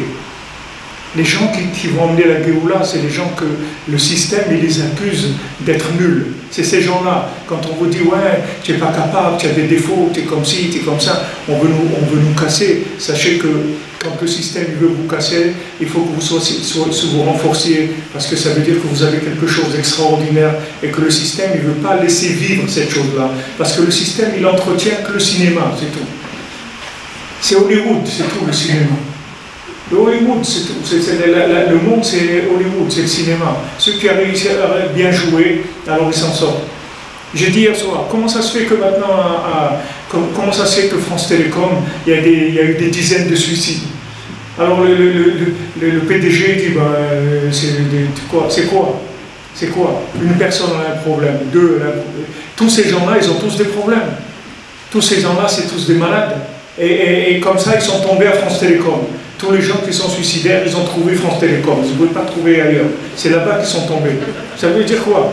Ça veut dire que ces systèmes-là, ils tuent les gens. Ces systèmes-là, c'est des systèmes qui ne donnent pas envie de vivre aux gens. Ils ne leur laissent pas assez de responsabilité, de créativité, d'initiative personnelle pour qu'ils puissent sentir qu'ils ont fait quelque chose. On les exploite et on ne les laisse pas du tout mettre, comme on dit, leur grain de sel, de participer, de donner ce qu'ils ont à donner. Et les gens, ils ont des choses extraordinaires à donner. Maintenant, le système, il vient contre. Et nous, on doit être conscient de ça. Que le monde a changé. C'est plus le monde qu'on a connu. la docilité, la soumission au mensonge, elle est terminée. C'est terminé. Ça va être une guerre à mort. C'est-à-dire que c'est ou lui ou moi, mais il n'y a pas de, on va pas s'amuser, on ne va plus faire semblant. C'est ou ça marche ou rien, c'est tout. Ou ça marche ou rien. Regardez à quoi on est arrivé. Les gens, ils n'arrivent pas à se marier. Les gens qui se marient, des cas de divorce, il y en a des centaines, de plus en plus, parce que le système, il tue les gens. Le système, il tue les gens. Vous voyez ce que je vous ai dit tout à l'heure. Qui est-ce qui rentre chez lui à 7 h du soir et qui éteint son téléphone? Dites-moi qui est-ce qui fait ça. Qui est-ce qui fait ça? Dites-moi dans la population, l'assemblée qu'il y a ici, qui est-ce qui fait ça? Les gens, ils ne font pas ça. Donc les gens, ils préparent leur fin. Et si ce n'est pas eux, c'est leurs enfants. Un père qui rentre, que les enfants ils dorment, que la femme elle est fatiguée, qu'est-ce qu'il va y avoir? Où on va aller avec ça? Et quand il vient le Shabbat, il est encore plus fatigué, il faut qu'il dorme toute la journée. Alors qu'est-ce qu'il y a? Quelle vie c'est ça? Il n'y a aucune vie. Mais ça, c'est le produit du système. Parce que le système, il te fait croire que tu as une mise monnaie, et vas-y, plus tu vas y aller, et plus tu vas en avoir. Et plus tu vas en avoir, et après, il y a un problème, et ça y est, on a terminé. On a terminé. Comme on dit, l'opération a bien marché, mais le malade, il est mort. Mais l'opération, elle est impeccable. On a tout réussi, on a fait toutes les choses comme il faut, mais il est mort, c'est tout ce qu'on va faire. Alors les gens, ils se préparent eux-mêmes la destruction. C'est-à-dire, c'est la société. D'un côté, elle pousse les gens à l'esclavage, et d'un autre côté, elle enlève toute la valeur des choses. La valeur d'un foyer, la valeur d'avoir des enfants, la valeur d'une cellule familiale, la valeur de la communication dans un foyer. Tout ça, la société, elle n'en fait rien du tout. Elle en fait comme si c'était rien. Alors les gens, ils n'ont pas... Les gens, ils sont influencés parce qu'on baigne là-dedans. Donc c'est très difficile. C'est très difficile. Mais maintenant, on doit réveiller. Si vous voulez, en fait, on est comme, si vous voulez, on est comme des marranes. C'est-à-dire que quand on vit dans notre maison, on va vivre notre énergie familiale, notre amour familial. On va prendre les forces qu'il faut. Et quand on sort dehors, c'est juste du fonctionnement par rapport à l'extérieur. Mais on est comme des marins. On est comme des gens qui doivent se cacher pour vivre leur judaïsme. Aujourd'hui, les gens qui veulent vivre vraiment, ils doivent se cacher parce que pour l'instant, on est en transition. Le nouveau système ne s'est pas mis en place. Mais vous allez voir qu'il va y avoir un nouveau système qui va venir obligatoirement. Il va prendre le dessus, le système. Le système des gens qui cherchent le cœur, il va prendre le dessus, même dans le monde religieux, même en Israël. Vous avez des fils des plus grands rabbinim d'Eretz Israël, des Admourim, que vous les voyez en casquette avec la guitare en train de chanter, etc. Ils disent, c'est bien, c'est tout ce que j'ai appris dans la Torah, c'est bien, je garde la Torah, j'étudie tous les jours et tout. Mais je ne peux plus, j'ai besoin d'amour, j'ai besoin d'amitié, j'ai besoin de communiquer, je ne peux plus avec ça. Je ne peux plus, même dans le monde religieux, tout le monde religieux, il va aussi se retourner et tout le monde va venir à ces valeurs-là. Rabbi Nachman, il a vu ça il y a plus de 200 ans. Et il a investi sur la communication. Il a investi sur la communication. Quand Rabbi Nachman il nous dit de parler avec Dieu, de faire une bonne doute, de parler avec Dieu tous les jours. C'est pas un chidouche, c'est pas des choses que... Rabbi Nachman dit, j'ai rien amené de nouveau. Nos grands-parents, nos arrière-grands-parents, ils parlaient avec Dieu tous les jours. C'était naturel chez eux. C'était la vie. Celui qui parle avec Dieu, il parle avec sa femme, son mari, ses enfants. C'était normal, il y avait une communication. Les systèmes, ils étaient beaucoup moins cruels qu'aujourd'hui. Aujourd'hui, on ne laisse pas les gens parler. Il y a pas. Et si vous parlez, vous pouvez parler que ce qu'on vous a dit de dire, c'est tout. Sinon, vous ne pouvez pas parler. Vous ne pouvez pas vous exprimer ce que vous êtes. La personne qui va vous laisser passer, vous ne pouvez pas, le système il est trop dur. Mais le fait que maintenant, on a toute une jeunesse qui vient et qui lutte contre ça, qui lutte tout simplement parce qu'elle n'accroche plus, c'est tout. C'est pas parce qu'elle veut faire, c'est pas une jeunesse révolutionnaire, c'est une jeunesse qui n'accroche plus au mensonge, c'est tout. C'est-à-dire, comme on dit, ça va se faire par le vide. C'est-à-dire que le système, il ne pourra plus alimenter ces gens. Un jour que les écoles, elles vont voir, voilà, cette semaine encore, la semaine dernière, quelqu'un qui s'immole dans une école, ok, dans un lycée. Un cette semaine, un autre la semaine dernière. Nous, à notre époque, il y avait des gens qui s'immolaient dans l'école. Vous n'avez jamais entendu ça. Ça n'a jamais existé chez nous. Des jeunes, 14 ans, 15 ans, ils s'immolent. Il n'y a rien dans la vie. Il n'y a rien. Il n'y a rien. Ça ne les intéresse plus. Ce système-là, il ne les intéresse plus. Donc il faut que le monde se réveille. Il va se réveiller de toute façon. Il veuille ou non, il y a pas... la jeunesse elle-même, au lieu de se suicider, la jeunesse elle-même, elle va amener... Ça, c'est les corbanotes.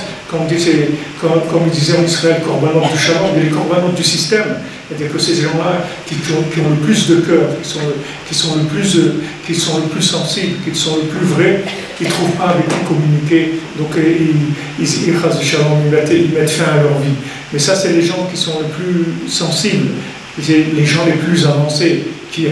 Et le reste, ils sentent que le système ne leur parle plus. Donc le jour où on va arriver à ce qu'il n'y ait plus personne qui veut aller à l'école, que vous allez avoir des classes vides, que les gens vont dire, ok, faites des écoles, faites ce que vous voulez, ça ne nous intéresse pas, on ne va pas à l'école, c'est tout. Nous, on va jouer, on va faire des trucs et tout, mais on ne va pas aller à l'école, c'est tout. Il faudra bien que le système il fasse quelque chose, parce que si ces gens-là ne vont pas à l'école, ils vont grandir, ils vont faire des bêtises, ils vont faire des choses très graves. Donc le système lui-même va être obligé de trouver des solutions à ça. Et c'est comme ça que Mashiach va venir. Mashiach va venir de l'intérieur. Ce n'est pas quelque chose qui va se projeter comme idéologie nouvelle, des idées nouvelles. C'est que les idées, elles vont naître du comportement des gens. Donc c'est pour ça qu'ils vont reconnaître le Mashiach. Parce que le Mashiach, quand il va leur parler, ils vont voir que c'est quelqu'un qui parle de ce qu'eux ont besoin. Et ils vont comprendre son message. Et toute l'humanité va comprendre son message. C'est comme ça que les gens vont accepter la venue du Mashiach. Et qu'ils vont le couronner en tant que Mashiach. Parce qu'il va venir pour amener la solution à ce que les gens attendent.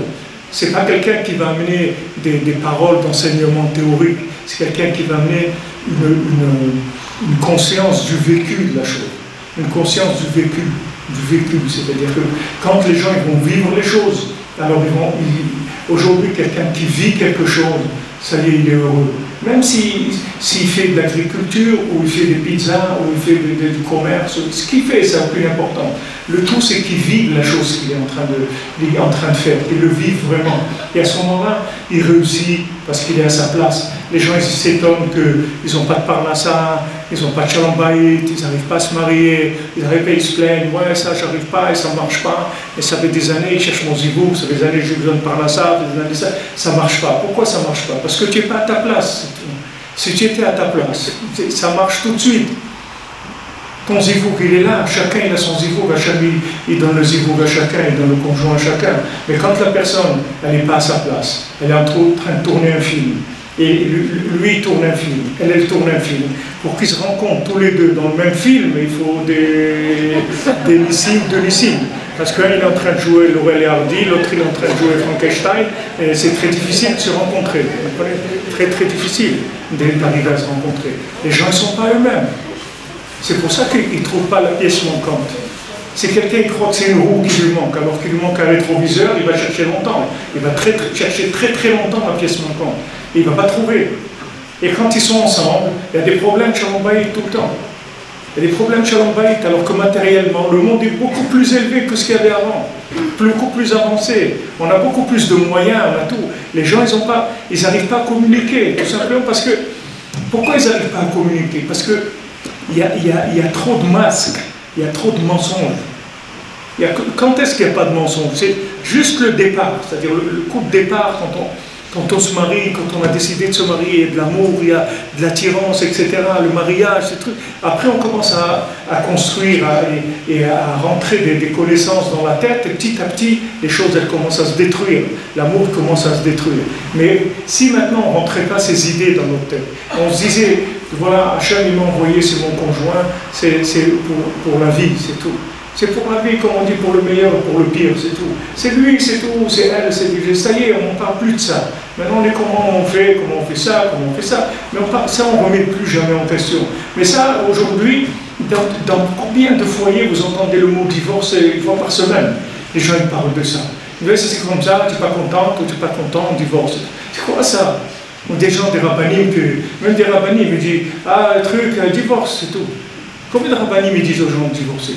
Combien de gens, bon, Hachem il m'a donné le srout, combien de foyers j'ai sauvé que j'étais contre? Il dit non, tu ne divorces pas. Tu dis, mais j'ai demandé à tel rave, tu divorces pas. Je te dis, tu attends, tu vas voir ça. Bon, ils sont restés ensemble, ils ont eu plusieurs enfants déjà après ces moments difficiles. Et c'est passé, c'est tout. Les crises, elles sont passées. Il y a des crises. Il y a des crises. Quelqu'un qui a mal au ventre, il ne va pas se suicider parce qu'il a mal au ventre. Et il s'est dit, attends, ça va passer, c'est tout. Il prend un aspirine, et ça va passer, ou un digestif, ou n'importe quoi. Il a mal aux oreilles, il ne va pas se suicider parce qu'il a mal aux oreilles. Il y a un problème, ça y est. Pourquoi? Parce que c'est tout léger, c'est light, vous comprenez? Les rapports, ils sont light, ils ne sont pas vrais. Donc dès qu'il y a un petit problème, tout de suite ça éclate, vous comprenez? Mais s'il y a un amour véritable, s'il y a une communication véritable, si on s'assoit tous les jours, on parle au moins une demi-heure ensemble, comme ils m'ont dit les rabbinim quand j'étais jeune avant de me marier, ils m'ont dit tous les jours, il faut que tu parles au moins une demi-heure avec ta femme. Tous les jours, on fait un repas ensemble, au moins le soir, on est à la maison, on parle ensemble, on échange. N'importe quoi, on ne dit pas maintenant qu'on va commencer à lui dire des chidushim sur la paracha, c'est pas ça. On échange, on échange. Quand on échange, petit à petit, les masques qui vont tomber, les masques qui vont tomber. Quand on a reçu la Torah, la première fois on a reçu la Torah, Hachem nous a donné la Torah, on ne voulait pas la Torah. Hachem nous a obligés, il a dit, voilà, si vous n'acceptez pas la Torah, je vais vous enterrer ici. Donc acceptez la Torah. Donc on a été obligé d'accepter la Torah. Quand est-ce que maintenant on a accepté la Torah avec l'amour? C'est à Purim. À Purim, on a accepté la Torah avec amour. Parce qu'à Purim, il y a eu un lien qui s'est fait avec Akadosh Baruch Hu extraordinaire. Et qu'est-ce qu'on fait à Purim? À Purim, on tombe les masques. Parce qu'en fait, c'est écrit que les gens qui se déguisent à Purim, c'est pas à Purim qu'ils se déguisent, c'est dans l'année qu'ils se déguisent. Mais le jour de Purim, ils sont habillés comme ils aiment être habillés. C'est comme ça qu'ils aiment être habillés. Ça, c'est leur identité véritable. Et l'année, ils sont déguisés. Et le jour de Purim, le déguisement qu'ils mettent, en fait, c'est ce qu'ils auraient envie de mettre toute l'année. Mais ils n'osent pas parce qu'ils vont se faire prendre pour des fous. Ah, mais comme c'est Purim, alors on dit, ok, pas de problème. Allez, tout le monde est déguisé, bon, on ne fait pas attention, etc. C'est-à-dire que maintenant, Purim, c'est un jour de shalom. Vous voyez, maintenant, la Vionim, et Ishlereu, on donne Mishloch Manot Ishlereu, on donne la tzedaka à quelqu'un, on ne demande pas qu'on la pochette yad notnim, on ne demande pas est-ce que tu as un truc, une lettre de recommandation du rabbin, celui qui tend la main, on lui donne, c'est tout. On ne rentre pas dans les analyses, ni rien du tout. Il y a des rapports qui sont très très ouverts, très chaleureux, il y a beaucoup d'amour. Ça, c'est ça qui nous a permis de recevoir la Torah vraiment. À Purim, on a accepté la Torah qu'on nous avait obligé de recevoir au début. Donc maintenant, dans la vie, c'est la même chose. C'est-à-dire que si vous voulez vivre une Torah qui ne soit pas une Torah d'obligation, une Torah qui soit des contraintes, qui soit astreignante, vous voulez vivre la Torah avec Hachem, c'est-à-dire vous sentir, quand vous faites une mitzvah, vous voulez la faire avec de la joie, vous être heureux, aimer ce que vous êtes en train de faire. Il faut commencer à communiquer. Quand vous allez communiquer, vous allez devenir vous-même. Parce que quand vous parlez, quand vous parlez, je parle de parler avec de façon sincère. Alors, quand vous allez parler, en fait, c'est votre âme qui va s'exprimer. Nafshi yatsa bedabero, c'est-à-dire quand on parle, c'est l'âme qui s'exprime. Et quand l'âme s'exprime, c'est l'essence de nous-mêmes qui s'exprime. Quand Adam Arishon, il a reçu Chava, que Hachem lui a donné Chava, il a dit j'ai reçu l'essence de mon essence, de moi-même. C'est-à-dire que son épouse, c'était l'essence de lui-même. C'est-à-dire, quand un homme il communique avec son épouse, c'est l'essence de lui-même. Il est en train de faire une correspondance, un échange avec l'essence de lui-même. Mais si maintenant il est un clown toute la journée, il ne peut pas supporter l'essence de lui-même. Parce que ça vient lui renvoyer une vérité qu'il est en train de fuir. Il ne veut pas ça. Puisqu'il s'est construit un monde imaginaire. Donc c'est insupportable. Le dialogue il est insupportable, parce qu'il n'y a que de la vérité qui va sortir. Et aujourd'hui, c'est-à-dire toutes ces catastrophes que vous voyez, en fait, ce n'est pas des catastrophes, c'est des choses qui vont amener les gens obligatoirement à être vrais. Et s'ils ne sont pas vrais, ça ne marchera pas. Ni pourront se marier, ni pourront rester mariés, ni pourront éduquer leurs enfants. Ça ne va pas marcher. Tout simplement, ça ne va plus marcher. Parce qu'aujourd'hui, Hachem, il veut du Emet. Aujourd'hui, et notre âme, elle demande du Emet. elle a soif de vérité. Elle ne peut plus supporter le mensonge, elle ne peut plus supporter le cinéma. Quelqu'un qui fait semblant de ça, et apporte des cadeaux, amène de l'argent, amène des trucs. Hachem, il ne veut pas. Hachem, il dit, qu'est-ce que j'ai à faire de vos corbanotes que vous m'amenez tous ces corbanotes? J'ai rien à faire de ces corbanotes. Il n'y a rien à faire.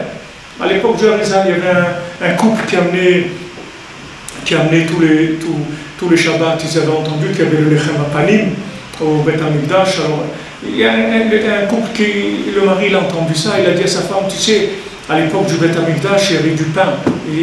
On faisait du pain pour Hachem. Alors peut-être qu'on fait du pain pour Hachem, on l'emmène à la synagogue, on le met dans le Echal, on va mettre le pain là-bas pour Hachem, là où il est Sefer Torah. Alors tous les deux, ils étaient contents de ça, ils ont commencé à faire du pain. Tous les vendredis, le mari il amenait les pains que sa femme avait fait, il les mettait dans le Echal, et quand ils ouvraient le Echal Shabbat, le pain il n'était plus là, wow, il était content, Hachem il a mangé le pain, wow, quelle joie, il rentrait à la maison, il disait à sa femme, Hachem il a mangé le pain, tu te rends compte? Allez, toutes les semaines il faisait comme ça. Et au bout de quelques mois, un jour le chamage de la synagogue, il vient, il lui dit, ils sont pas mal hein, les chalotes que fait ta femme. Depuis quelques mois que j'en mange, elles sont super. Alors, le pauvre, il était déçu et tout, il est rentré à la maison, il dit à sa femme, écoute, ça n'a pas marché, en fait, c'est le chamage qui prenait les chalotes, tout ça. Alors, ils ont arrêté. Et maintenant, la nuit, Hachem est venu en rêve à ce chamage, et il lui a dit, tu sais, je pense que je vais t'enlever de ce monde, parce que tu m'as enlevé le plus grand plaisir que j'avais depuis la destruction du temple. J'ai pas eu le plaisir que de ces chalotes, de ce couple-là. Pourtant, qu'est-ce qu'ils ont fait?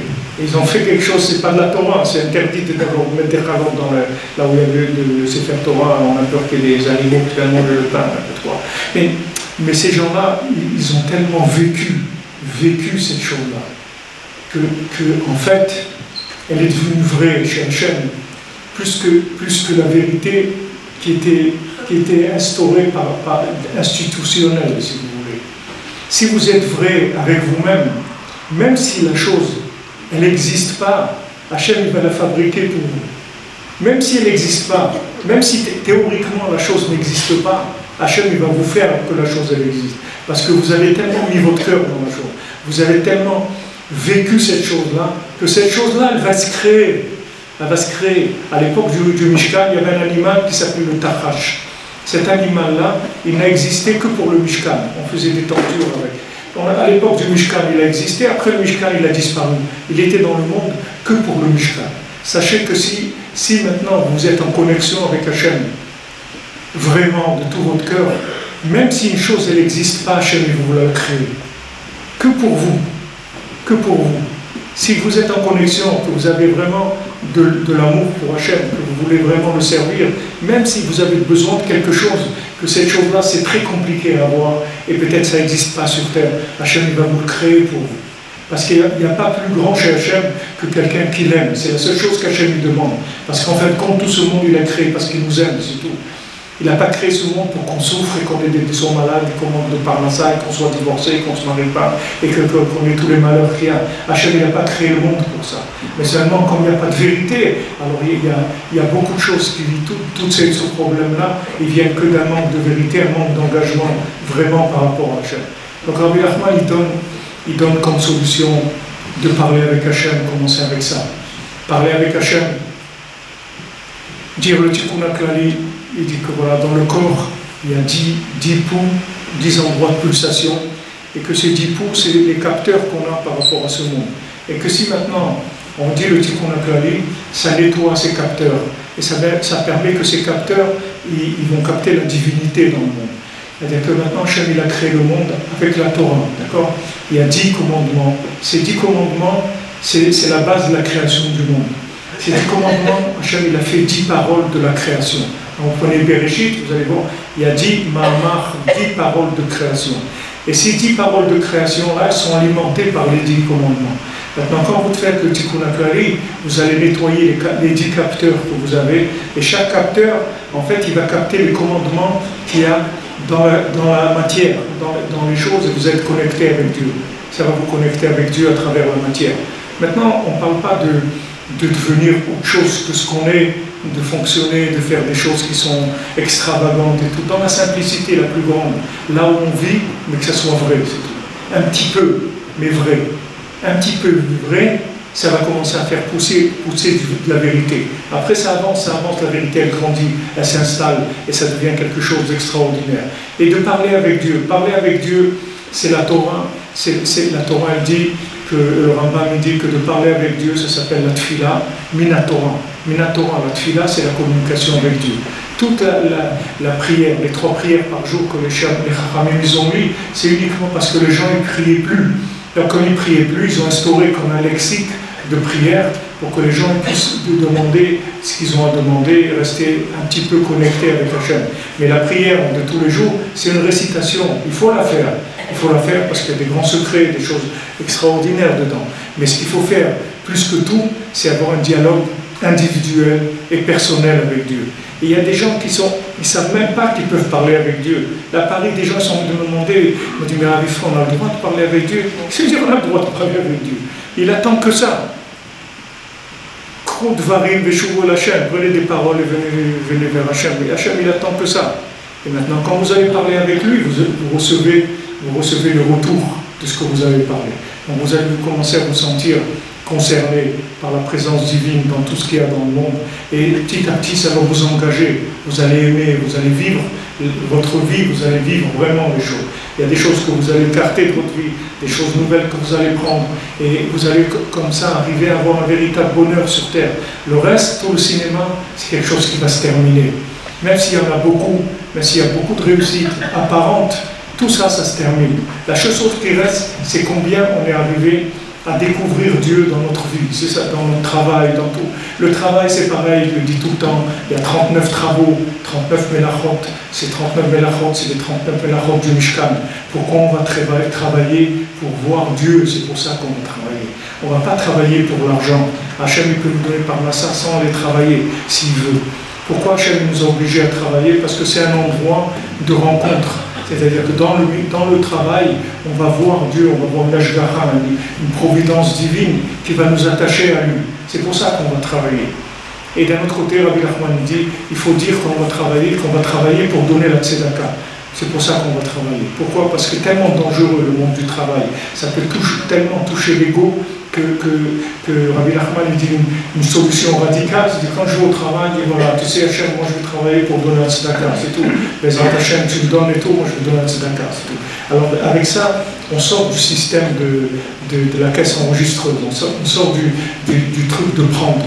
Quand on dit qu'on va travailler pour donner, alors ça inverse les choses. C'est pour ça qu'un mari, on dit que toute la bracha qu'il a, c'est pour sa femme et ses enfants. Parce qu'un mari, il doit donner en permanence. S'il ne donne pas, il va dérailler complètement. Parce que ce qu'il a, ça va lui fausser tout. Ça va complètement le fausser. Et vous voyez que les gens qui ont de l'argent, qui est mal acquis, et qui l'ont acquis de façon qui n'est pas bien, en général, dès qu'ils deviennent riches, ils divorcent. C'est la première chose qu'ils font. Vous voyez, tous les gens qui réussissent dans leur vie, numéro 1, première chose, c'est le divorce. Pourquoi c'est comme parce que c'est quelque chose qui est automatique. La réussite, qui n'est pas une réussite dans le rapport avec Hachem, qui n'était pas une réussite pour donner, ça fait exploser, ça mène complètement de l'autre côté. Comme Esav, c'est-à-dire, Esav, il n'y a pas de mariage, ça n'existe pas le mariage chez Esav. Ça n'existe pas. Tandis que Yaakov, c'est complètement le contraire.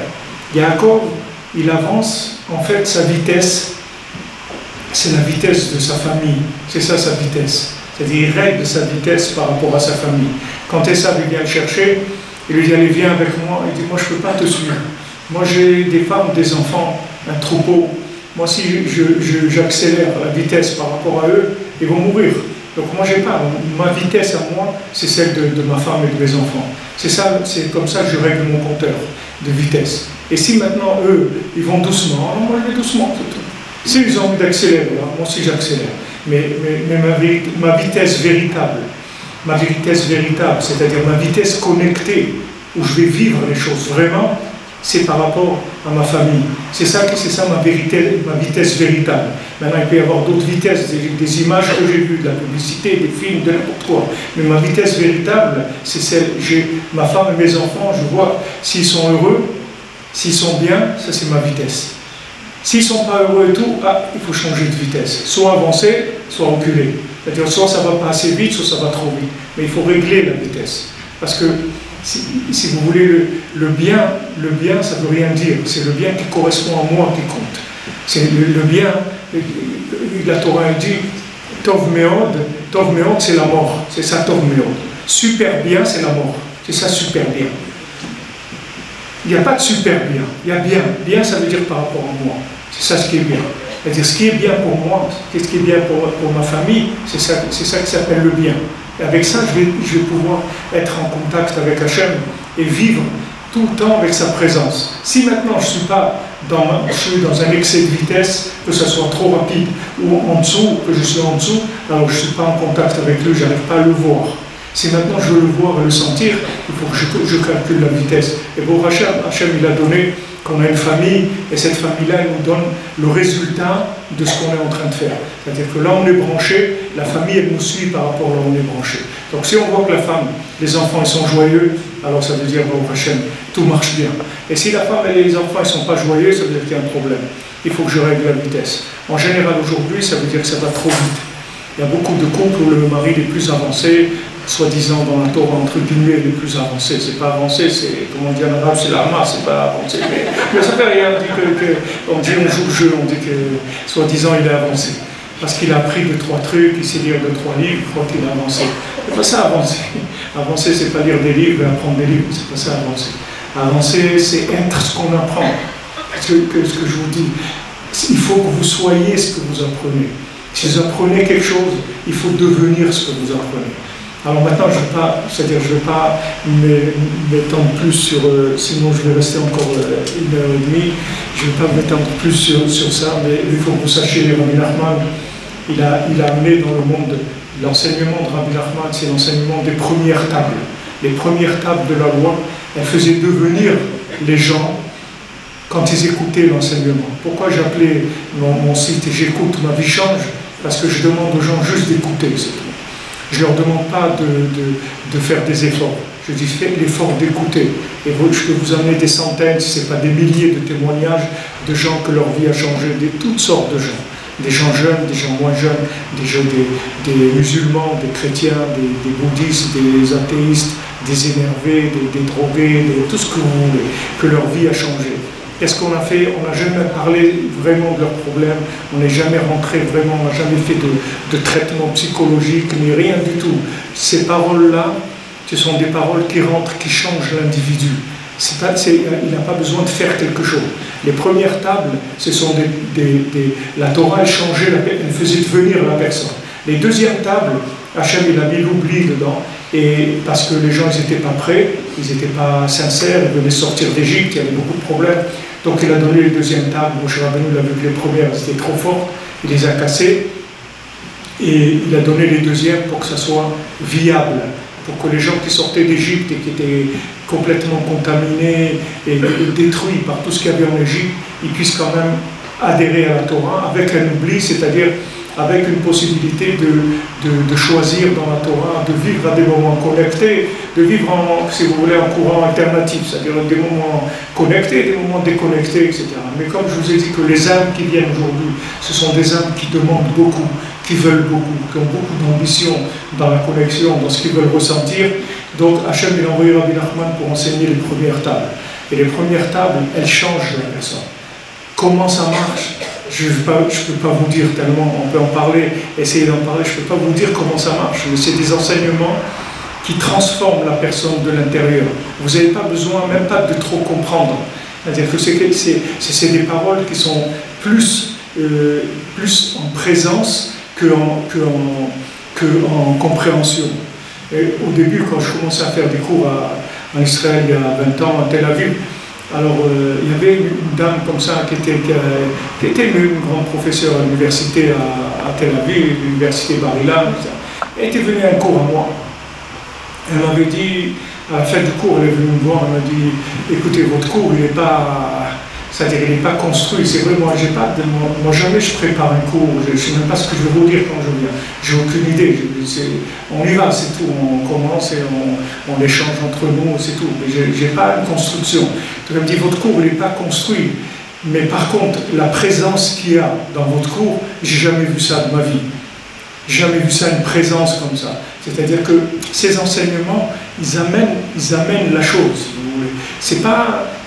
Imaginez-vous que vous étudiez quelque chose, un oiseau, vous voyez un texte sur un oiseau et tout, et que, puis tombe, cet oiseau, il est là, il est devant vous. Ce que vous avez appris, ça vient devant vous. C'est-à-dire que c'est un enseignement qui fait venir la chose elle-même. Et aujourd'hui, c'est pour ça que les gens ils sont attirés par ça. C'est pour ça que ça leur parle. Parce qu'ils sentent l'enseignement vivant. Ils sentent que dès qu'ils commencent à étudier ça, ils commencent à vivre. Ils commencent à vivre cette chose-là. Parce que Hachem, il a décidé il a vu qu'au lieu qu'il nous demande à nous de venir vers lui, comme il sait que dans l'état où on est, on ne va jamais venir vers lui, si à l'époque, déjà, Black Marin, tout ça, ils ne sont pas venus vers lui, c'est pas maintenant que nous, on va venir vers lui. Donc Hachem, il a dit, voilà, Mashiach, il va venir dans une génération qui est entièrement méritante ou une génération qui est entièrement non méritante. Qu'est-ce que ça veut dire une génération qui est entièrement non méritante? Est-ce que ça veut dire que maintenant on va arriver à ne plus avoir aucun mérite du tout? C'est pas ça. Ça veut dire qu'on va être l'attitude d'Hachem par rapport à nous. Il va faire comme si on était non méritant, c'est-à-dire il va nous donner tout gratuitement, tout cadeau. La seule chose qu'il demande, c'est d'écouter, c'est tout d'être réceptif. C'est le seul effort qu'on a à faire. Mais maintenant, changer, c'est très bien qu'on ne peut pas changer. C'est très difficile pour nous. On se trouve dans un contexte, avec des midotes et tout qui sont très difficiles pour nous. Le changement est très difficile. Mais seulement si l'enseignement, il rentre en nous, l'enseignement, il va nous changer. Rabbi Nachman, il dit, moi, je veux faire de vous des tzadikim comme moi. Il a dit Rabbi Nachman. Je veux que vous soyez des tzadikim comme moi. Comment Rabbi Nachman, il peut imaginer qu'on va devenir des tzadikim comme lui? C'est possible. Il dit ça à tout le monde. Il n'a pas dit ça à un ou deux autour de lui. Il a dit ça pour tout le monde. Je veux que vous soyez des tzadikim comme moi. Ça veut dire que maintenant, avec son enseignement, il va nous transformer comme lui, il est devenu ce qu'il est devenu, avec des efforts. Avec tous les efforts, tous les jeûnes, tout ce qu'il a fait dans sa vie. Nous, on va devenir ça sans passer par tout ça. On ne va pas passer par tout ça. Juste l'enseignement, il va rentrer en nous, il va nous changer, les Hachem. Alors, les Hachem, que ces paroles qu'on a dit, elles nous aident à tous et à toutes, à réussir, notre vie. Une véritable réussite, une réussite éternelle. Et voilà, on est plusieurs jours ici, ensemble, avec Mike et tous les gens qui sont avec nous, qui sont eux-mêmes des diffuseurs, puisque chacun à son niveau, lui-même, quand il sent un changement, il a envie de faire participer, de partager ça avec les autres pour que tout le monde profite. Et il faut diffuser au maximum ce que vous ressentez dans les paroles de Rabbi Nachman, dans ce qu'il vous a parlé, dans ce que vous arrivez à faire. Bon, Hachem est une armée dans le monde, on est des milliers aujourd'hui, dans des gens qui sont... Moi encore, je viens vous parler, je suis dans le Vedetaria, si les jeunes connaissent Rabbi Fra, mais je peux vous dire que j'ai des centaines de gens que vous n'entendrez jamais parler d'eux, et que ces gens-là, ils se lèvent toutes les nuits à Khatzor, ils font une heure d'Idbolédoud, ils font Tikkun HaKlali, ils font des Tehillim, ils allument des bougies pour les tzadikim, ils donnent la tzedaka, ils prient pour la guérison des malades, et ces gens-là, vous ne les connaissez pas, vous ne savez même pas qu'ils existent. Et il y en a aujourd'hui des centaines et des centaines qui sont là, présents. Ils sont là avec nous, ils sont branchés, on ne se connaît même pas, on ne s'est même pas rencontrés, ils sont dans des pays différents, on ne s'est jamais rencontrés. Mais l'enseignement, il nous a complètement fusionnés ensemble. Et cet enseignement, il est arrivé à nous changer complètement. Voilà, si quelqu'un a des questions, quelque chose qu'il veut demander,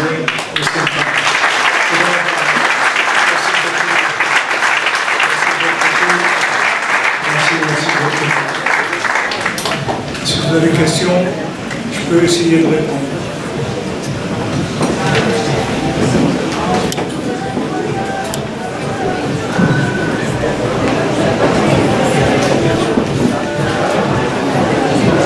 Si quelqu'un a des questions, quelqu'un va intervenir.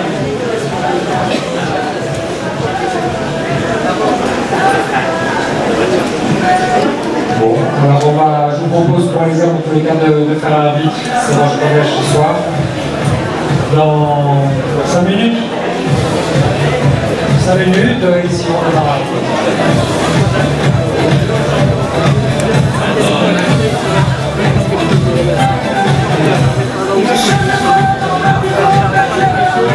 Thank you.